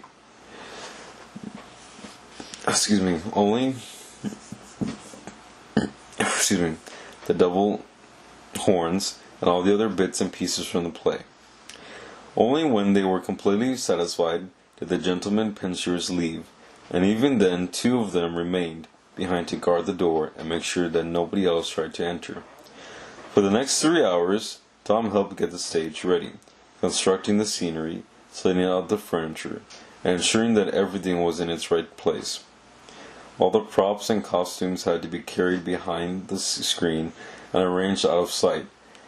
The instruments had to be tuned, and finally, there were hurried consultations, with the actors whispering their lines to one another, making sure there was nothing they had forgotten. During all this, Tom noticed Florian didn't say a word. Once Tom tried to speak to him, but the other boy hurriedly broke away, as if he were afraid of catching or giving Tom the plague. At least everything was ready. Someone had brought the players some bread, some cold meat, and wine, but everyone was too nervous to eat. Dr. Mobius, however, poured himself a cup of wine and held it up in a toast. Today, he said, is a day that we make history. All the actors were gathered around listening, and they seemed to share the same strange gleam in their eyes. Only Florian looked sick and kept his head down. The 28th of December, 1593. It is a day that no one in England will forget. It is a day that will belong to the Gardinan. He blinked and then turned to Tom with a smile. I mean, of course, the garden players. He lifted his cup. I drink to you, my friends. to the sacrifice we make for our country. May God bless all of us in this great endeavor. Glory and death. He seemed a very strange speech to be making just before a play, and a comedy at that. But the actors, apart from Florian, had all whispered a vibrant amen, and Tom joined them, not wishing to be left out. It still puzzled him, though, and he was about to ask Dr. Mobius what he had meant when there was a trumpet fanfare and a sudden murmur of voices on the other side of the screen. At once, the room began to fill up. Tom was forbidden to look around the screen, but he heard men and women talking, the clattering of shoes, the scrape of chairs being moved, and an occasional burst of laughter. Next to him, Franz and Francis began to give their instruments a final tuning, and then, as suddenly as it had started, the noise stopped. There was a second fanfare, and everyone in the room stood up. Tom still couldn't see anything, but he knew what had happened. The Queen had arrived. The lights dimmed as most of the candles were blown out. The audience took their places, and the play began. Chapter 12. 2 more chapters, guys. We are so close to the end of this. And I wanted to remind everyone real quick. This was the first book I tried to start off a channel on about doing voice narrations, and these aren't easy, guys, but I really think it's worth doing. I'm learning as I'm going, and I'm really happy. But I can save you the speech until after I'm done. Anyway, chapter 12. The Devil and His Boy. The play began with a prologue delivered by Dr. Mobius himself. Tom had heard it 20 or more times, but listening to it now from behind the screen, he barely understood a word of it. It was as if there were a wind rushing through his ears. He couldn't hear anything. His mouth was dry. There was no feeling in his arms or legs. He realized, terrified. He was about to go on the stage in front of Queen Elizabeth and her court. He wondered if his legs would be able to move when his cue came. Not for the first time, he wished he had never left Framingham. Even life with the Slopes had been better than this. Act 1, Scene 1, began. Lucille had arrived in Venice. He had no money and nowhere to stay for the night. He called for his servant. Antonio! What ho, Antonio! Tom stepped through the screen onto the stage, and the strange thing was, he left all his fear behind him. He had never felt such a transformation. It was as if he had stepped out of water onto dry land. Suddenly, he was confident. He knew his lines. He knew what to do. It might have been Tom, who had stood fearful and quivering behind the screen, but it was Antonio, servant of Lucio, who had now begun to talk, poking fun at his master and finally racing around the stage as he tried to escape a beating. Tom didn't dare look into the shadows beyond the stage, but he could tell that the audience was enjoying the play. They had been silent throughout the prologue and the opening scene, but Tom's entrance had cheered them up. They laughed quite a few times, and when the scene ended, they clapped. Tom hurried off the stage. He wondered if the Queen had applauded with them. The Queen of England applauding him. But he didn't have time to think about it. The props were laid out on a table behind a fake wall, built for Act 5, and he hurried over and picked up the 2 pitchforks. He was halfway back to the stage before he knew something was wrong, and even then he wasn't sure what it was. At first he thought he had forgotten something. He had the pitchforks, the rope, the horns. What else was there? On the stage, Dr. Mobius was coming to the end of another soliloquy, and Tom knew he had only moments before he had to go back on. Those warring horns he had put on his tail, and then he saw what it was. The pitchforks were much too light. Being careful not to drop them, Tom turned them over in his hands and examined them. He quickly saw what had happened. The forks at the top were the same, The long metal tubes had been replaced with lengths of wood. This made them much lighter to carry and easier to handle too. But Tom was surprised that Dr. Mobius should have changed them at this late stage, and that he should have done so without telling him. "Here comes Antonio now!" Caught up with the pitchforks, Tom had almost missed his cue. He hurried onto the stage, almost dropping them as he went. Although Dr. Mobius glared at him, this got another laugh from the audience. The rest of the scene was a nightmare. Tom twisted one of his lines, so it came out all wrong, and completely forgot another. But try as he might, he found it almost impossible to concentrate. Ever since he had joined the Garden Players, all sorts of questions had been tapping at the window of his mind. He had tried to ignore them, but now, at the worst possible time, he had returned louder and more instant than ever. And more intense than ever, I believe. Somehow he made it to the end of the scene. But when he got backstage, a furious Dr. Mobius, looking more devilish than ever, marched up and grabbed him. "What are you doing?" he demanded in a hoarse whisper.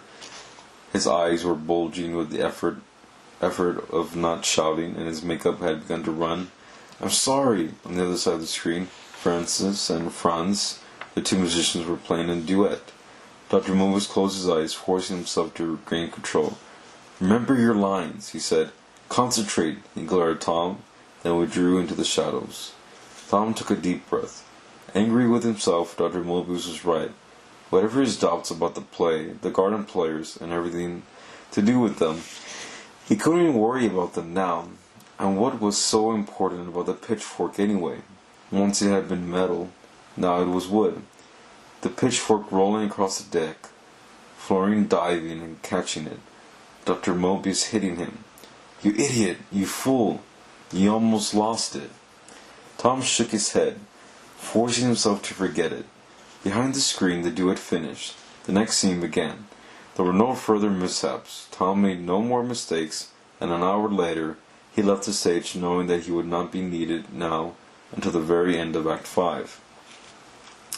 It was an intermission with the actors safely hidden behind the screen. The doors were open and the audience retired for refreshments in another part of the palace. Tom was exhausted. Performing had sucked all the energy out of him. The other actors seemed as tired as he was. They also looked nervous, and this was surprising. The play was more than half over. The most difficult scenes were behind them. Why should they seem so nervous now? Edmund Tillany, the master of the revels, had come backstage. The man with the scar came with him. Sir Richard seemed to have caught a cold. He was pale and sweating. "Her Majesty will be returning for the second half," Tillany said. "We are honored." Dr. Mobius bowed low. "Yes, you are," Tillany coughed dryly. "The play is too long, and parts of it are rather dull. I would be grateful if you could shorten Acts 4 and 5. However, Her Majesty likes the boy, and the one playing with the girl. She also likes the music. I take it there is more music?" "Much more," Dr. Mobius assured him. "Good."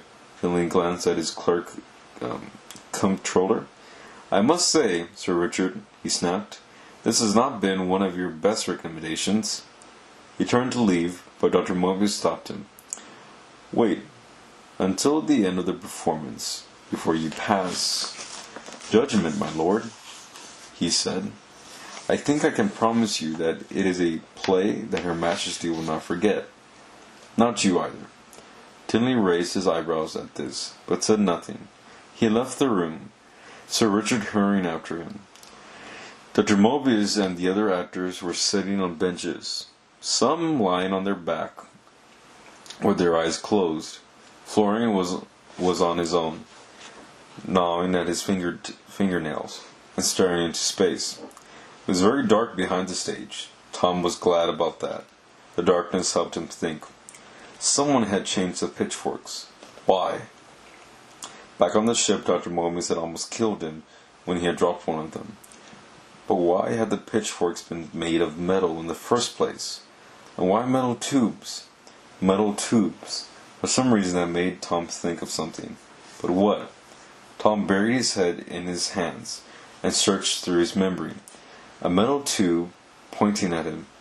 Of course! He was back in the wood with Hawkins. He was looking at Ratsy's gun. There were guns in Act 5 of The Devil and His Boy as well. Tom still hadn't solved the puzzle, but suddenly he was filled with dread.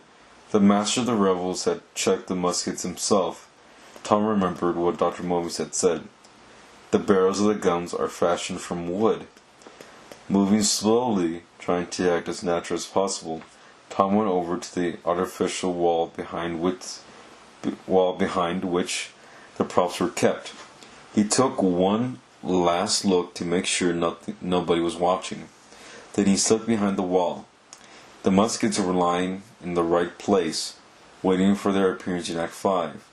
They looked exactly the same as they had earlier that afternoon when Tinley had examined them, but even as he reached for the nearest one, Tom knew it had changed. Sure enough, it was heavier. He turned it around. The barrel of the gun was no longer made of wood, nor was it solid. And in that moment, Tom knew everything. It was very simple. Dr. Mobius was planning to kill the Queen. He was going to do it at the end of Act 5 with the muskets that, with the metal rods from the pitchfork screwed into place, were now real muskets. One shot for the Queen, one shot for the guard by the door. Maybe Dr. Mobius and the garden players planned to fight their way out, but Tom had seen the fanatical light in Dr. Mobius's eyes. He had a job to do. He wouldn't care what happened to him when it was over. Gently, Tom lowered the musket back onto the table. What could he do? He had to save the Queen, but that might be easier said than done. How could he even leave the backstage area without the others seeing? And if he did manage to slip away, where could he go? Who could he tell? Sir Richard was obviously a traitor. What about Edmund? Tinley. But if he did speak out, would anyone believe him? The problem was solved for him. Tom hadn't heard anyone creeping around behind the wall, but the next moment something cold and hard crashed into the back of his neck. His legs buckled underneath him. The darkness came rushing in. He tried to fight it, but then Dr. Mobius hit him again, and he was gone. Tom woke up slowly with a pain in his head, and a neck that felt as if it had been tied in a knot. He was lying underneath the table, his face pressed against the floor. He could taste straw and sawdust in his mouth. Even before he opened his eyes, he heard the play being performed. It would seem like the far distance. It took him a minute to make out the words, another minute to recall where they came from. Act 5, Scene 2. Just a few pages until Lucio and Antonio were chased out of Vince by the soldiers armed with. He remembered the muskets and crawled painfully out from under the table. The muskets weren't there. He looked over to the side of the screen and saw Frederick and Phil, two of the actors dressed as soldiers and carrying the muskets. Waiting for their cue, he knew what was going to happen. In about 1 minute's time, they would walk onto the stage. Nobody would even think of stopping them. They would raise their muskets, loaded and primed. There would be 2 explosions, and the audience probably wouldn't even realize what had taken place until they saw the Queen's blood. Tom had to stop them. He dragged himself to his feet, steadying himself with one hand on the table. Dr. Mobius must have believed he was dead. Certainly it was a miracle that whatever had hit him hadn't broken his neck. He took one step forward, then another. What should he do? These merry devils must be banished hence. Go, call the watch. Tom knew the lines. The shooting was about to begin. There was no time to call out a warning, no time to try and explain. Before he knew what he was doing, he was running around behind the screen and out onto the stage.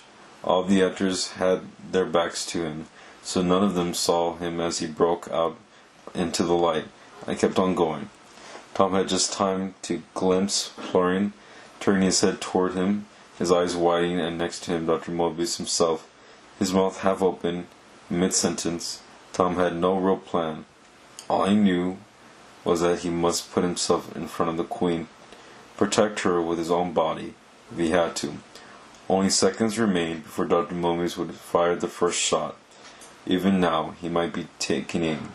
Tom had reached the front of the stage. Everything was a whirl. He opened his mouth to shout out a warning, and at the same time he tried to position himself, turning his arms to give the Queen more cover. But it was then that his foot came down on a loose plank. The wood tightened, and he lost his balance. With a great cry, he pitched forward, and carried by his own momentum, plunged down onto the Queen herself. Then things didn't so much happen as explode. Tom fell on top of the Queen, knocking her chair backward and sending her flying. There was a gasp of disbelief from the surrounding courtiers, screams from the ladies in waiting. Tom just caught sight of the Queen's face, wide-eyed with shock. He was vaguely aware of black teeth and skin with too much makeup. To his horror, the Queen seemed to be wearing a wig that had come loose. He tried to push himself away, but that just made things worse. To anyone looking, it must have seemed that he had grabbed hold of her and tried to strangle her. Tom closed his eyes. He couldn't look. He didn't dare.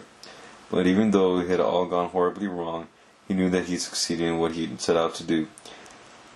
His attack had taken Dr. Mobius by surprise. Already the audience had closed in on the Queen. The gentlemen pinchers were running forward from all sides to pull him off. It didn't matter if Dr. Mobius had his musket ready or not.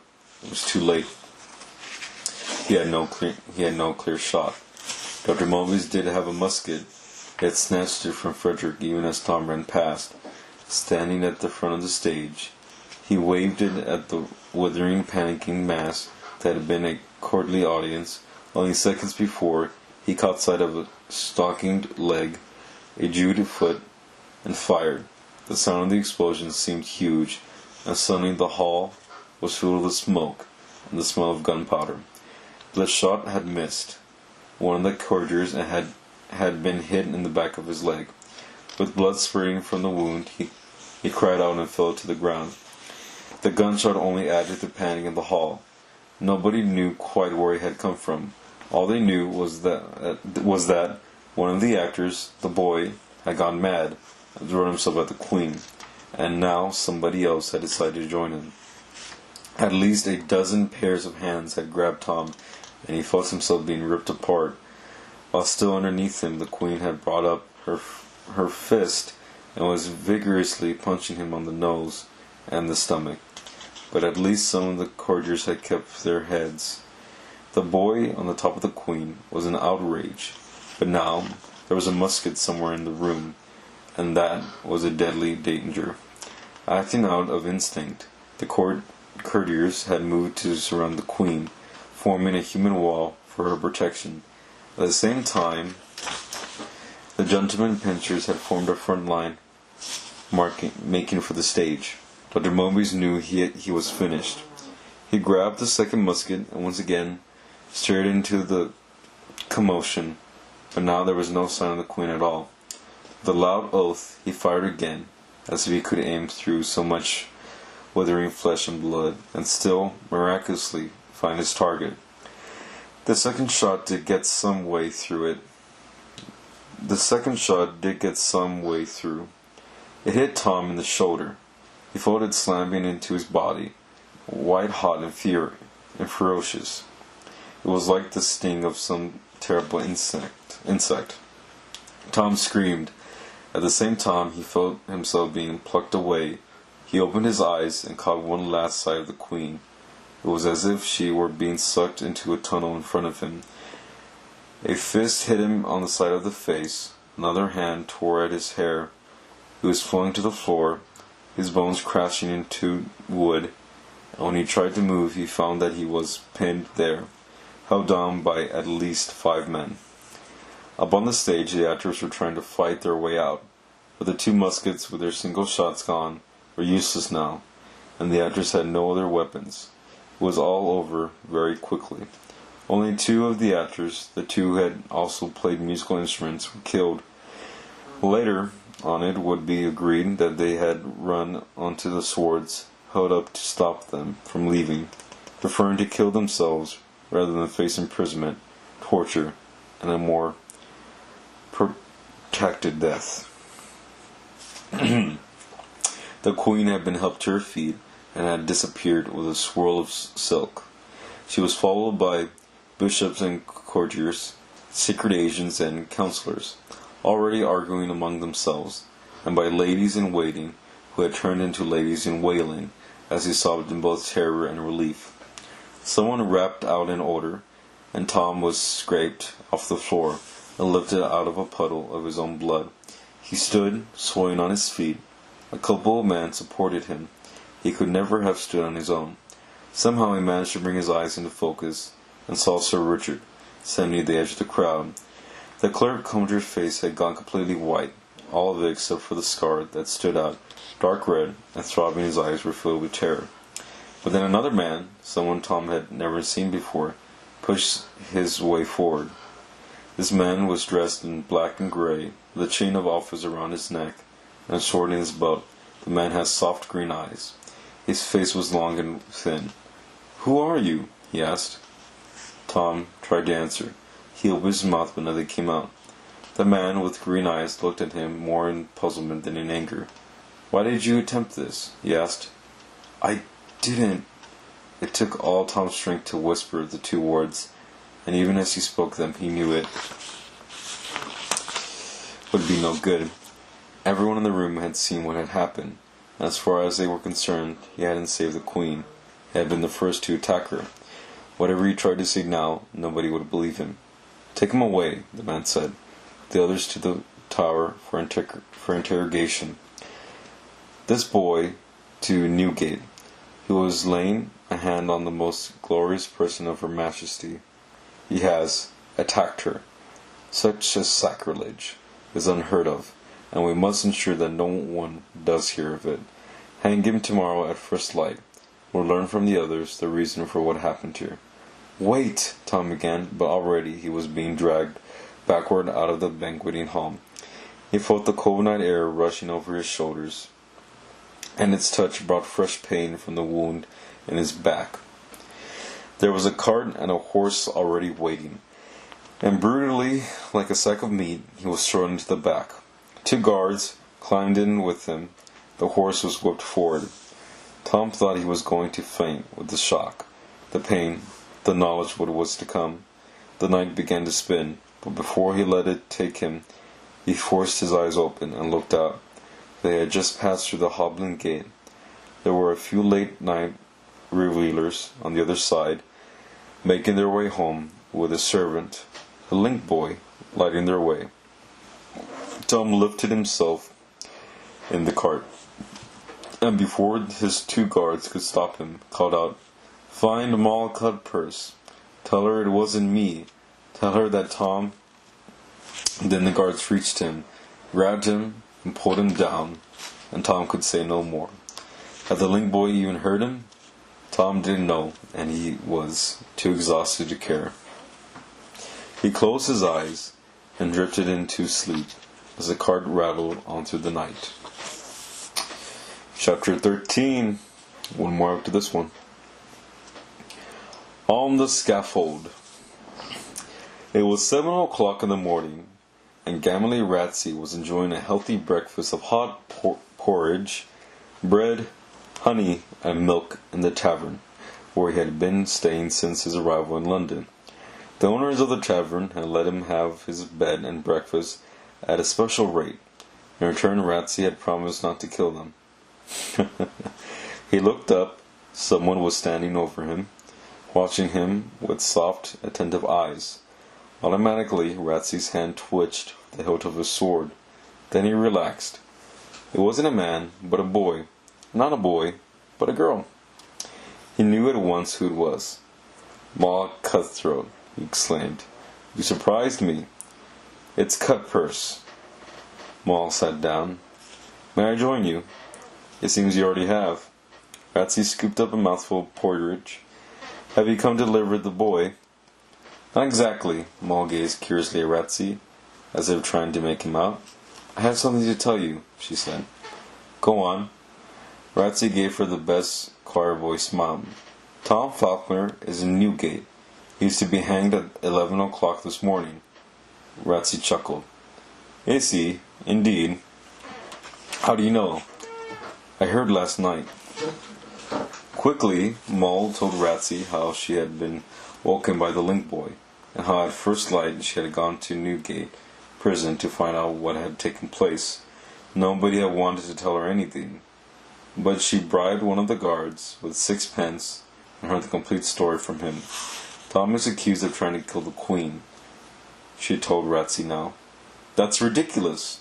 Of course it is. Tom would never try to kill anyone. All he wanted to do was act in a play with these people he got involved with. They call themselves the Garden Players, but I've been asking around and nobody has heard of them. And from what Tom told me, they weren't English. Maybe they were French, or Dutch, or Spanish. It doesn't matter. All that matters is that Tom can't have had anything to do with it. But he's going to hang in less than 4 hours if you and I don't do something. You and I, Ratsey choked on his porridge. You've taken leave of your senses? Why should I care if they hang the boy? They'll be doing me a favor. Was that your answer? Yes! I always liked Tom, to be honest with you. I was never looking forward to murdering him. But what on earth makes you think I would wish to help him? This was the moment Moll had been dreading.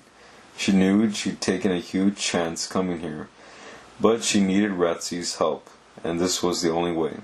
I know who you are, Ratsey, she said, but I also know who you used to be. Ratsey's eyes narrowed. The smile faded from his lips. What the devil are you talking about? He asked. I'm talking about Captain Ratsey, the famous soldier who fought in the Irish campaigns and single-handedly captured the fort at Schermerwick. She nodded, gravely. Oh yes, I've heard all the stories about you, she went on. People talk about Sir Francis Drake and Sir Walter Raleigh, but you could have been a bigger hero than either of them. Could have been? What do you mean, could have been? I was a bigger hero. Ratsey threw down his spoon. But that was a long time ago. Now I'm Ratsey the robber, Ratsey the killer. It's too late for me now. That's what I'm trying to tell you. This could be your last chance. Moll reached out to take his arm, but Ratsey pulled it away. People like us, Ratsey, pickpockets and highwaymen, what sort of life do we have? Always afraid, always on the run, until one day they catch up with us, and then Moll drew her hands to her throat. But this is a chance to do one good thing, to be remembered as heroes, to make something of ourselves. Ratsey fell silent. So what are you suggesting? Moll cut price? He demanded at length. We just walk into Newgate and pull Tom out? No. We go to Whitehall, to the Queen. What? Oh, the Queenie? Yes. We'll tell her she's made a mistake. We'll make her listen to us. You think they'll even allow us in? I know how to get in, Ratsey, but I can't do it alone. Moll gripped his arm, and this time he led her. Doesn't Tom deserve a chance? She said. You said you liked him. Save his life, and maybe you'll be saving your own. Think of what you were. Think of what you still can be. Ratsey sighed. My father always said I'd come to no good. He said I'd end up on the wrong end of a rope. So prove him wrong. Ratsey thought for a long minute. He stuck a finger in his porridge and stirred it, then licked the finger. The porridge was cold. He sighed again. Then finally he saluted. All right. Captain Ratsey reporting for duty, he muttered. Now tell me, what's the plan? There were 14 prisoners in London, but Newgate was the most feared. There were 14 prisons in London, but Newgate was the most feared. It was reserved for the very worst criminals, and all of them arrived at the knowledge that they would not be staying long. 9 steps led to the way out. A rope and a trap door. Tom, however, was about to set the record for the shortest stay of all. and although the guards argued about this, they were fairly sure that he would be the youngest person they had ever hanged. Tom awoke in a small, square cell, lying on a thin layer of straw with a tattered blanket half over his legs. A small, barred window, another square, looked out on grey sky and little else. He was not alone. A short, round man was lying on a bench, his knees tucked into his ample stomach, snored loudly. Tom sat up. His shoulder, where he had been shot, still hurt dreadfully, and there was no movement at all in his right arm. He was filthy and his head ached. The man on the bench grunted, sat up, and rubbed his eyes. Tom barely glanced at him, but the man gazed at Tom, shook his head, then, "My dear fellow," he exclaimed, It's John, is it not?" "No, it's not." "It's Tim?" "No, it's not." "It's Tom," he smiled. "There have been so many boys, so many charming boys, I'm afraid I get a little hazy with names." Now Tom recognized his cellmate. The last time they had met he had been interested in removing Tom's legs. The man was James Grimley. "What are you doing here?" Tom was so astonished that the words just tumbled out. "A most serious misunderstanding with the authorities. They take a dim view, it would seem, of my adjustments. Quite why, I cannot say. I feel London will be a much less cheerful place without Grimley's boys. Much less colourful. But there you are," he sighed. "One or two of my boys became rather ill," he admitted. "In fact, not to put too fine a point on it, they died. So now they've decided to adjust me." He ran a finger across his throat. "Permanently. They're going to hang me too," Tom said. "My poor fellow! What did you do?" Tom half smiled. "They think I tried to kill the Queen." "Good Lord!" Grimley blinked rapidly. "I have to say, Tom, I'm quite shocked. The Queen!" He coughed, glanced at Tom, then looked away. "Mr. Bull should be in any time now," he said. "Mr. Bull?" "The hangman," Grimley smiled. "I'm sure he'll be delighted to meet up with you." "Delighted, I'm absolutely sure." The cart was old and piled high with loaves, as it rolled into Whitehall Palace. A couple of guards wandered over and glanced at the driver, a small plump man who was also completely white, being covered from head to toe in flour. "You come late," one of the guards said. "The oven went out," the driver, who was also the baker, replied. "The fool of a boy fell asleep in the night." The second guard was meanwhile searching underneath the cart. "What are you doing?" the driver exclaimed. "You know me well enough. What do you think I'm hiding?" "We had some trouble here last night," the first guard explained. His partner straightened up and shook his head. "All right, move on."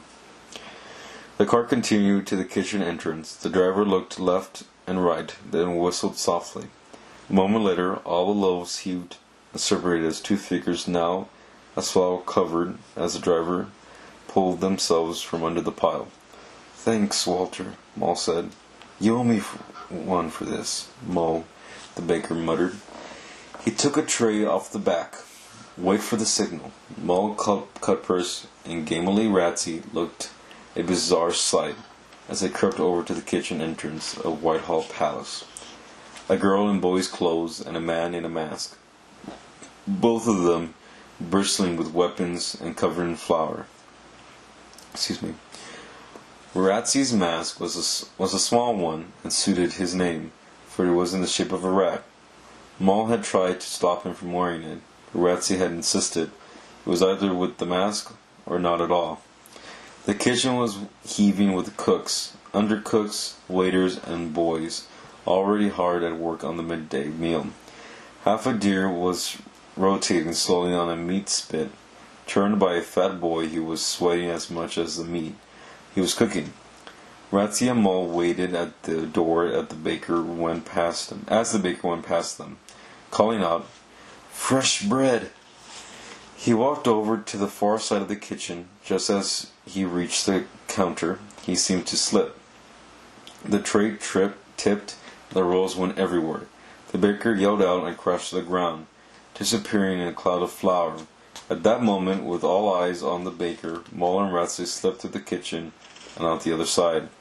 They found themselves in a larder filled with curd hams, salted fish, and pickled vegetables. For a moment, Mole thought they had walked into a closet, but there was a second door leading out, and a moment later they found themselves in a long passage. "Which way?" Ratsey whispered from behind his mask. "Up." There was a staircase straight ahead of them, but before they could reach it, a yeoman suddenly appeared, walking right toward them. Mole acted at once, grabbing him by the arm and swinging him round so that his back was to Ratsey. At the same time, Ratsey lashed out, his fist catching the man in his neck. Mole caught him as he fell. They reached the stairs and hurried up them. A second corridor led directly above the first, but this one was much more smartly decorated, with tapestries, curving wooden tables, and oil paintings. "We must find the presence chamber," Ratsey said. "Will the Queen be there?" "She might be. If she's not there, we can try the watching chamber. And if she's not there, she might be in the great hall." "If she's not there, we're in trouble," Mole said. And that was when the gentlemen pensioners appeared. Not just 2 or 3, but an entire platoon on a routine patrol. They had stepped outside of an archway at the end of the corridor, and now they were gazing at Mole and Ratsey with a mixture of astonishment and outrage. What was that about, trouble?" Ratsey said. "Back!" Mole shouted. They turned and ran the way they had come, aware of the thunder of feet and the clatter of weapons behind them. "In here!" Ratsey had reached another door, and grabbing hold of Mole, dragged her in. They found themselves in a library, a room filled from floor to ceiling with precious books, many of them bound in gold and silver, some of them also decorated with pearls and precious stones. 2 windows looked out on gardens and a tennis court, but there was no way to climb down. The room had only one door, and even as Ratsey slid a heavy chair across it to block it, they heard the sound of guards and the hammering of fists on wood. There was no way out. They were trapped. Ratsey threw himself into the chair, adding his weight to the barrier, while Mole checked the windows, quickly returning with a shake of her head. Outside, the hammering stopped. The guards knew the intruders were trapped. All they had to do now was wait. "Well, so much for that," Ratsey muttered. It was impossible to see his face behind the rat mask, but he sounded only a little bit depressed. "No way out." "Maybe we can explain," Mole began. "I wonder if we'll be hanged or drawn and quartered," Ratsey mused. "I always wondered what that would be like." Outside the door was hammering started again, but this time with some solid metal tool. A panel of wood splintered, an axe head jutted through. Ratsey drew out his sword, Mole drew out hers, and then one of the bookshelves swung open, and a man stepped into the room. He was an old man, dressed in a black robe, with a beard reaching down to his chest. Curiously, he was smiling. Even more curiously, he was holding a cat. "Mole cut purse and Gamli Ratsey, I believe," he said. He spoke with a Welsh accent. "You had better come this way. I rather think the guards will be breaking in soon." A second axe slammed at the door, and the panel of wood cracked open. "Who are you?" Mole demanded. "And where did you come from?" Ratsey asked. "I fear we have no time for introductions," the old man said. The door was struck twice more. One of its hinges shattered. Now they could hear the guards shouting in triumph. "This way," the old man gestured as a secret passage behind the bookshelf. Mole and Ratsey exchanged a glance, then ran forward. The man and the cat followed them. The shelf of books swung shut behind them. "Follow me," the old man said. Before they could argue, set off. They were in a narrow passage lined with bricks on both sides, and lit by a series of old lamps. The passage seemed to run the entire length of the palace, with other passages and even staircases leading off.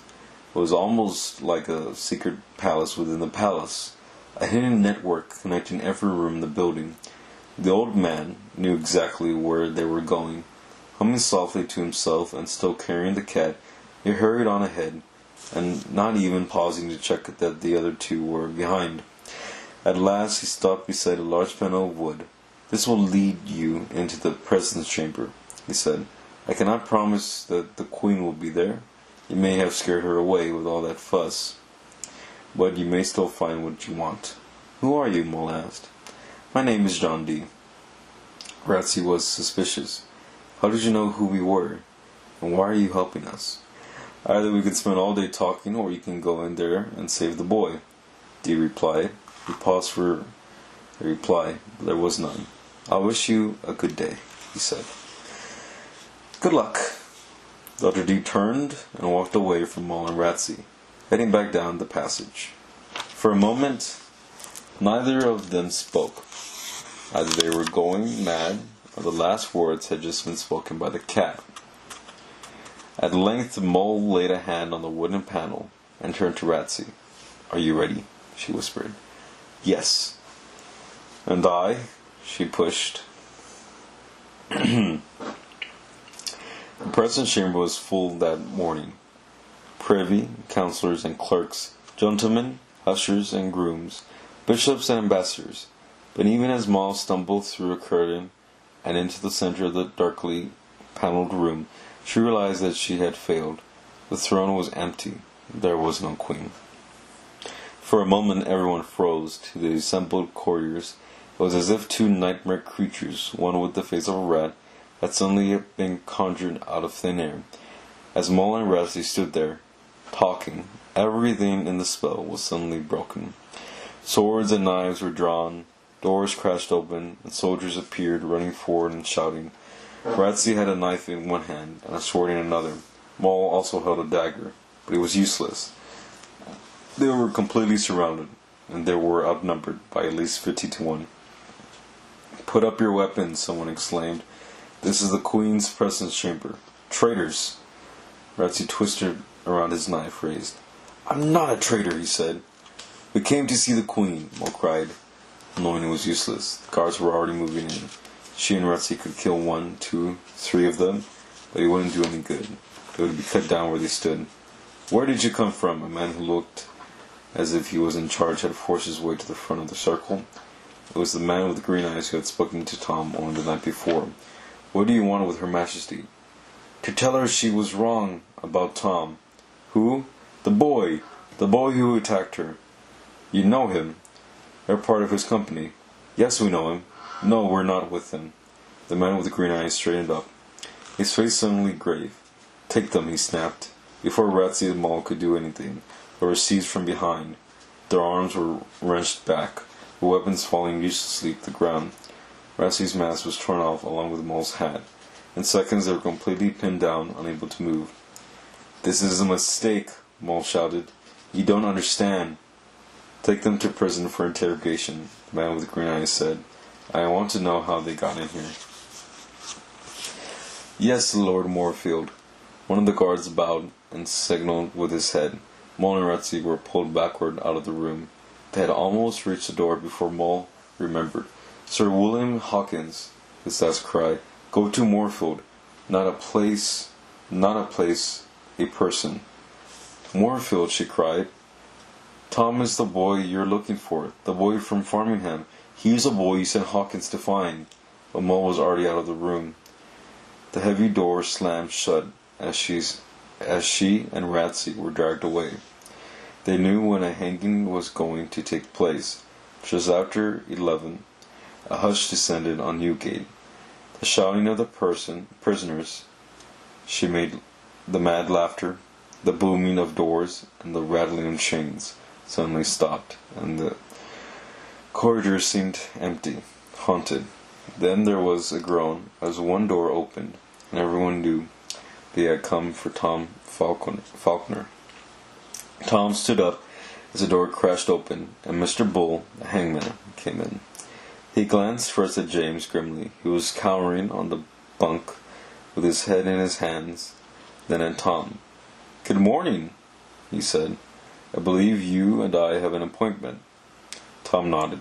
The hangman wasn't at all what he had expected. Mr. Bull was a small, neat man, dressed in a blue velvet tunic. He gestured with one hand, and 4 guards marched in to surround Tom. "This won't take a minute," he said. One of the guards grabbed Tom's arms and ignoring his wound, tied his hands behind his back. Then, with Mr. Bull at the front and the guards on all 4 sides, Tom was led down a corridor, past a series of barbed doors. The corridor was arched with brickwork, ancient and blood red. The straw underneath his feet was filthy, but Tom couldn't smell it. He couldn't hear anything. All his senses seemed to be failing him. Even his sight. The darkness seemed to be rushing in. They walked to the end of the corridor and down a staircase, carved out of stone.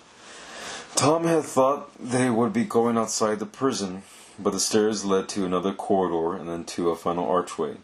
The scaffold stood in a room at the far end. The strange thing was, Tom wasn't afraid. He was amazed. The scaffold was just how he had always imagined it. It was exactly the same as the drawings he had seen schoolboys make in Farmingham. 3 pieces of wood, a trapdoor with a lever, and hanging over it, a noose. As simple as that. The scaffold had been erected in a great chamber, close to the outside world, apart from a series of small windows set too high up to see through. The chamber was shaped like the dome of a cathedral, the walls made of bare brick. The size of the palace made the scaffold seem small and insignificant. Mr. Bull coughed discreetly, and the party moved forward 9 steps. Tom could count them now. He reached the first and stumbled, with his hands tied behind him and unable to balance himself. He might have fallen, but one of the guards reached out and steadied him. He began to climb. As he took the first step, a figure appeared from underneath the scaffold. This was a huge man, bare-chested, with a black hood over his face. Tom glanced inquiringly at Mr. Bull, who shook his head. Tom understood. Mr. Bull organized the business. He was, if you like, the artist, but the actual work itself that had to be left to a hired hand. Tom reached the top of the scaffold and stood in the middle of the platform. He could just make out the cracks of the trapdoor, though it would open when the lever was pulled. The wooden planks creaked slightly underneath him. He tried to swallow, but his mouth was too dry. The hooded man had followed him up and leaned forward to pull the noose around his head. For a moment his arms and the huge muscles of his chest were close to Tom's face. Tom caught the slightly bitter smell of the man's sweat. He jerked away and felt the touch of the rope around his neck. It was hairy and tickled. Tom hadn't seen any drummers, but suddenly the chamber was filled with a steady drumming, starting low but rising in volume as the beat got faster. He had expected a blindfold, but none had been offered. What should he look at? What would be the last thing he ever saw? He tried to concentrate on his sight, on the daylight streaming in through the upper windows, but out of the corner of his eye he could see the hooded man reach for the lever. Tom closed his eyes. Mr. Bull nodded. The hooded man's hand tightened. "Stop!" It was a woman's voice, loud and authoritative. The sort of voice that had to be obeyed. The single word had come from the door, but it seemed to explode in the chamber, echoing off the walls. The drumming stopped instantaneously. The hooded man, Mr. Bull, and the 4 guards fell to their knees. Tom slowly turned his head, the noose rubbing against his neck. Queen Elizabeth swept into the room, and she had never looked more awesome or more majestic. She was wearing a billowing dress of black satin, decorated with gold buckles rising all the way up to the front of her neck. Her face was surrounded by a collar of dazzling white, with a great band of white pearls hanging from her neck. She had come to a halt in a circle of light lancing down from one of the windows, and the dark interior. She seemed to burn gold and white in every color of the spectrum. Her eyes burned brightest of all, and they were staring at Tom. "Bring the boy down," she said. For a moment nobody moved. Then everyone ran for the steps, finding to be the first to reach the boy who was now dangling from the rope, having fainted where he stood. Last chapter, guys. My mouth was getting so dry. Thank you. I have a lot of words for after this. Chapter 14. 5 Heads. The Queen came to see Tom a few days later. He had been taken to the tower, not to one of the prisons, but to a comfortable room overlooking the Thames. As soon as he had been strong enough to walk, he had tried the door, and had been pleased to discover that it wasn't locked. There had been other surprises. The room had a bed with sheets of pure linen, and Tom had been brought clothes that were finer and more expensive than anything he had ever seen. He had been given wonderful food served on a solid silver plate. And now here was the Queen of England standing in his room, just the two of them, alone. Impossible. Tom bowed low, fixing his eyes on the floor. He heard the Queen sweep into the room and sit down on a chair. After a long silence, wondering if he dared, Tom looked up. "They call you Tom Falconer," the Queen said. "Yes, Your Majesty." "Tom." The Queen was staring at him with a whole range of contrary emotions in her eyes. She seemed happy and sad, angry and pleased, aloof but uncertain, royal and yet somehow afraid. It was late in the afternoon. The sun was beginning to set. The Thames was flowing from silver to a burning red. "Sit down, Tom," the Queen said. There was only one chair in the room. Tom sat down on the bed. "How is your wound, child?" "Much better, thank you, Your Majesty." His wound had been cleaned and bandaged. It was hurting now, a sure sign that it was beginning to heal. The Queen bowed her head. "I have done you great wrong," she said. "No, Your Majesty, you're not to blame." The Queen waved a hand to silence him. Sitting on the chair just a few inches away, she looked much more like the old woman that she undoubtedly was. Her skin was heavily made up, but Tom could still see the wrinkles he already knew, although it shamed him to remember that her bright red hair was a wig. Her teeth were entirely black, and her pale skin and bright blue eyes reminded him of someone. He wondered who. "I have to talk to you about other matters, Tom," the Queen said. "But I might as well begin with Dr. Mobius and the garden players." She paused. "As I'm sure you have guessed, they were not an acting company at all. In fact, they were Spanish, members of a secret organization that calls itself the Garduna. They intended to kill me, even though they knew they would all die themselves. And they would have succeeded had it not been for you." She smiled. "I now know, at least, I believe I have guessed exactly what you were doing that night. You were trying to protect me, am I right?" "Yes, Your Majesty." Tom hung his head in shame. "I didn't mean to embarrass you. I have done much, much worse to you, child. But I will come to that soon. As you probably know, the man who calls himself Dr. Mobius has bribed one of my officers, Sir Richard Brooke. The man with the scar. A man who will have more than a scar by the time I have finished with him. He worked for my Lord Chamberlain. Between them they chose which plays I see. Sir Richard was paid well to introduce the garden players, but soon it will be his turn to pay." "How did you find out, Your Majesty?" Tom asked. He was slowly getting used to the fact that he was having a quiet chat with the richest and most powerful woman in the world. He was even beginning to enjoy it. "How did you find out that I was not on their side?" "You have your two friends to thank for that." "Two? Mole Cutpurse and Gambling Ratsey." "What? Ratsey had helped him?" The very thought made Tom's head spin. "They broke into the presence chambers, and although they had already retired, they had the good fortune to come upon one of my spies, a man by the name of Henry Moorfield." "Moorfield?" Tom gasped. "I thought it was a place. You were told to go to Moorfield by Sir William Halkins. I know. And this is where it gets difficult, Tom. This is where it finishes and where it starts. There was a long silence. Then, to Tom's astonishment, the Queen got off the chair and sat down next to him on the bed. Gently, she laid her hands on his face, one underneath his chin and one on the side of his cheek, and turned him so that she could look into his eyes. At that same time, Tom looked into her eyes. He couldn't avoid it, and saw how sad they had become. "Listen to me," she said. Her voice was a whisper. "You must never tell anyone else what I'm going to tell you.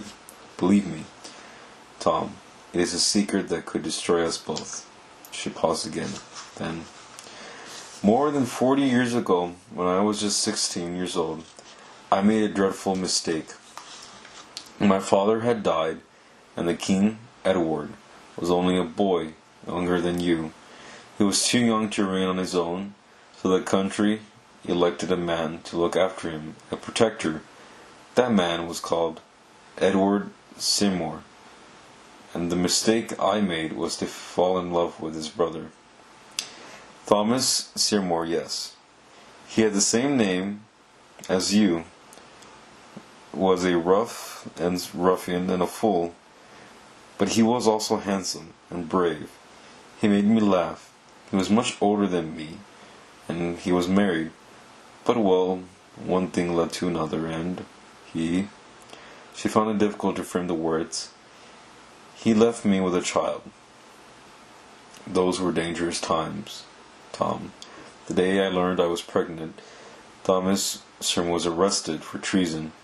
She sighed. "He was no more a traitor than I was. But as I told you, he was a fool, and 2 months later he lost his head. And there was I, left behind, carrying his child. If anyone had found out, Tom, believe me, my head would have gone too. As it was, I was sent here to the tower and interrogated. Luckily, I kept my head and my secret, but it was close."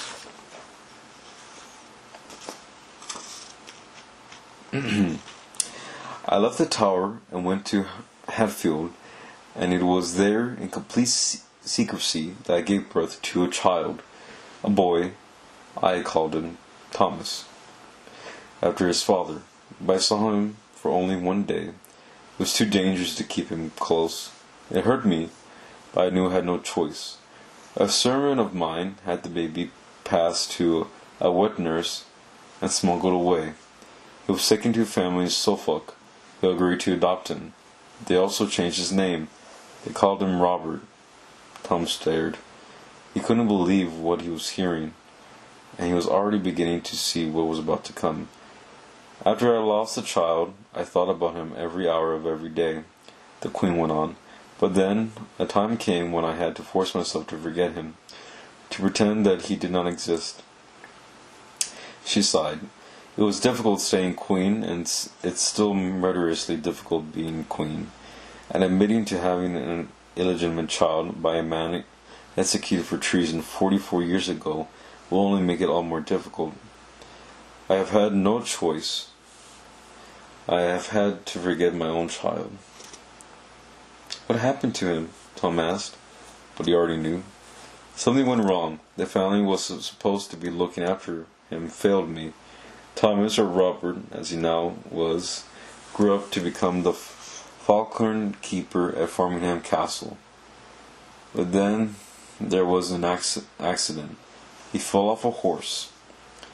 "You're speaking of my father," Tom said. "Yes." There was another long silence. "You're my grandmother?" Tom said. "Yes." The Queen took Tom's hand in her own, holding it as if it were a precious object rather than flesh and blood. "I never knew your father had died, and I never knew that you had been born," she said. "Not until recently. And so you sent Sir William Hawkins to find me?" "Yes. He did not know who you really were, although he may have guessed. He was a spy. He was clever. You know how he died? Yes. We managed to get the truth out of that scoundrel Ratsey. Believe me, Tom, he should lose his head for his part in all this, but, well, we can discuss that later. The Queen stood up. I will return this evening, she said. Then we can talk again. Wait a minute, it suddenly occurred to Tom that he had completely dropped the Your Majesty, and he had just told the Queen what to do. I beg your pardon, Your Majesty, so he went on, but there is one thing. He paused to collect his thoughts. You told me that nobody must know, so what are you saying is, I'm your grandson, but I'm not going to be king.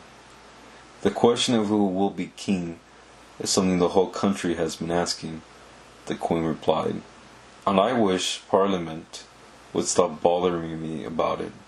I could introduce you if you wanted, Tom. Maybe the people might accept you.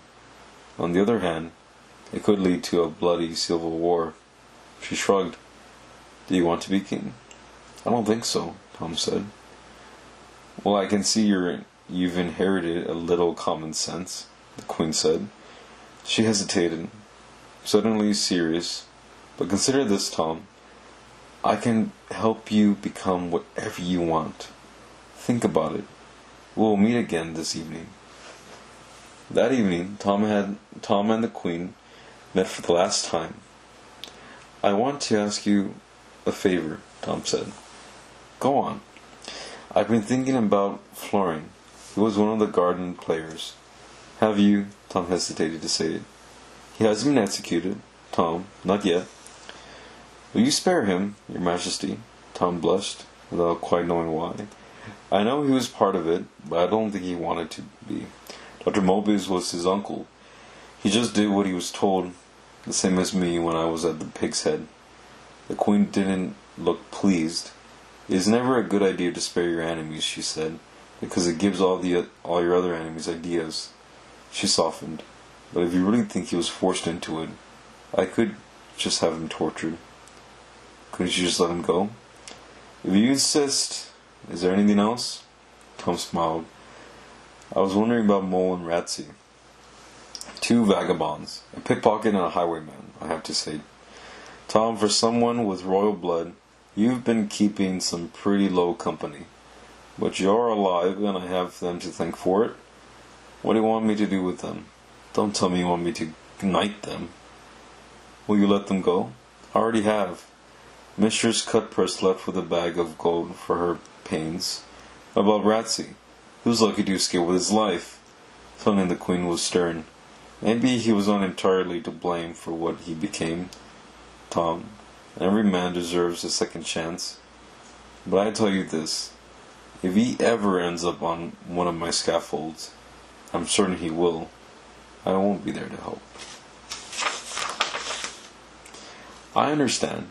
The Queen sat next to Tom once again and held him in her arms.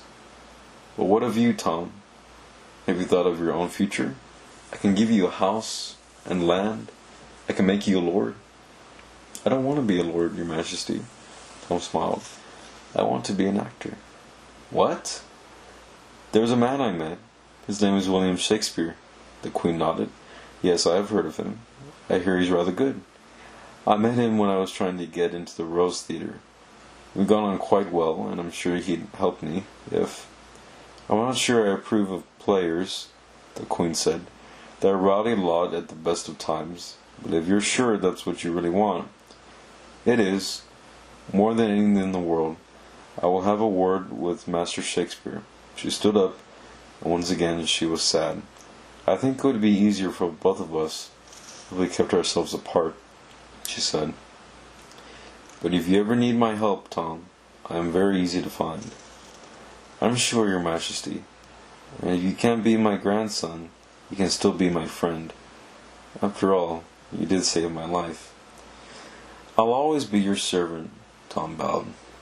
The Queen turned and left the room. A few weeks later, rehearsals began for a new play that was to be performed at the Rose Theatre in the early spring.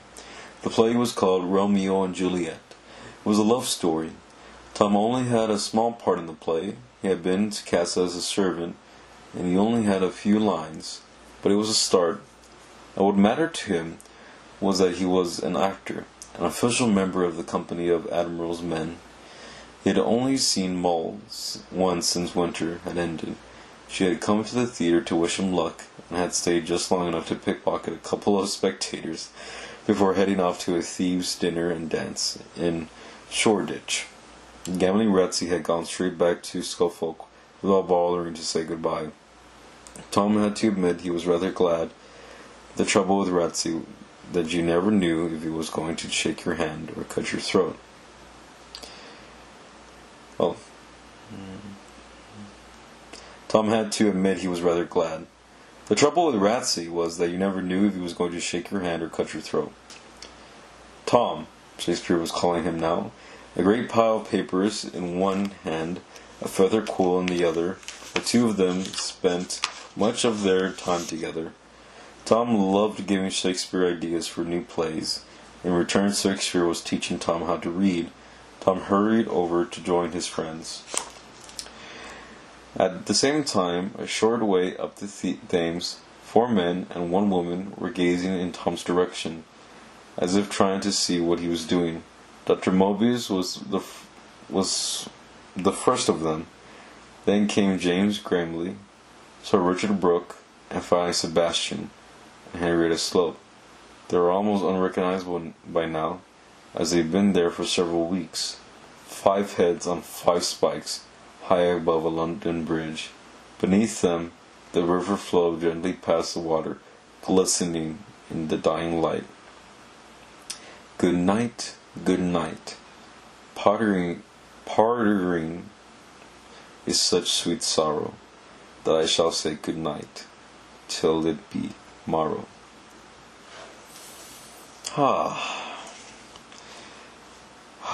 And so is the end.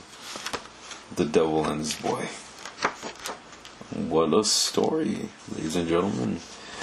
I really enjoyed reading this book for you guys, and it really warms my heart. I was finally able to finish it tonight. Sometimes you just really have to push yourself so you can go above and beyond. And I'm glad I was able to get through the rest of these chapters.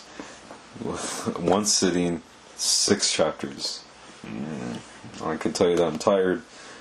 But again, I'm really glad I was able to do it. And that ending, that was a great ending, honestly. I really enjoyed that. Did you hear that? At the same time, a short way up the Thames, 4 men and 1 woman were gazing in Tom's direction as if trying to see what he was doing. Dr. Mobius was the first of them. Then came James Grimley, Sir Richard Brooke, and finally Sebastian and Henrietta Slope. They were almost unrecognizable by now, as they'd been there for several weeks. 5 heads on 5 spikes high above London Bridge. That's such a bomb ending. Alrighty.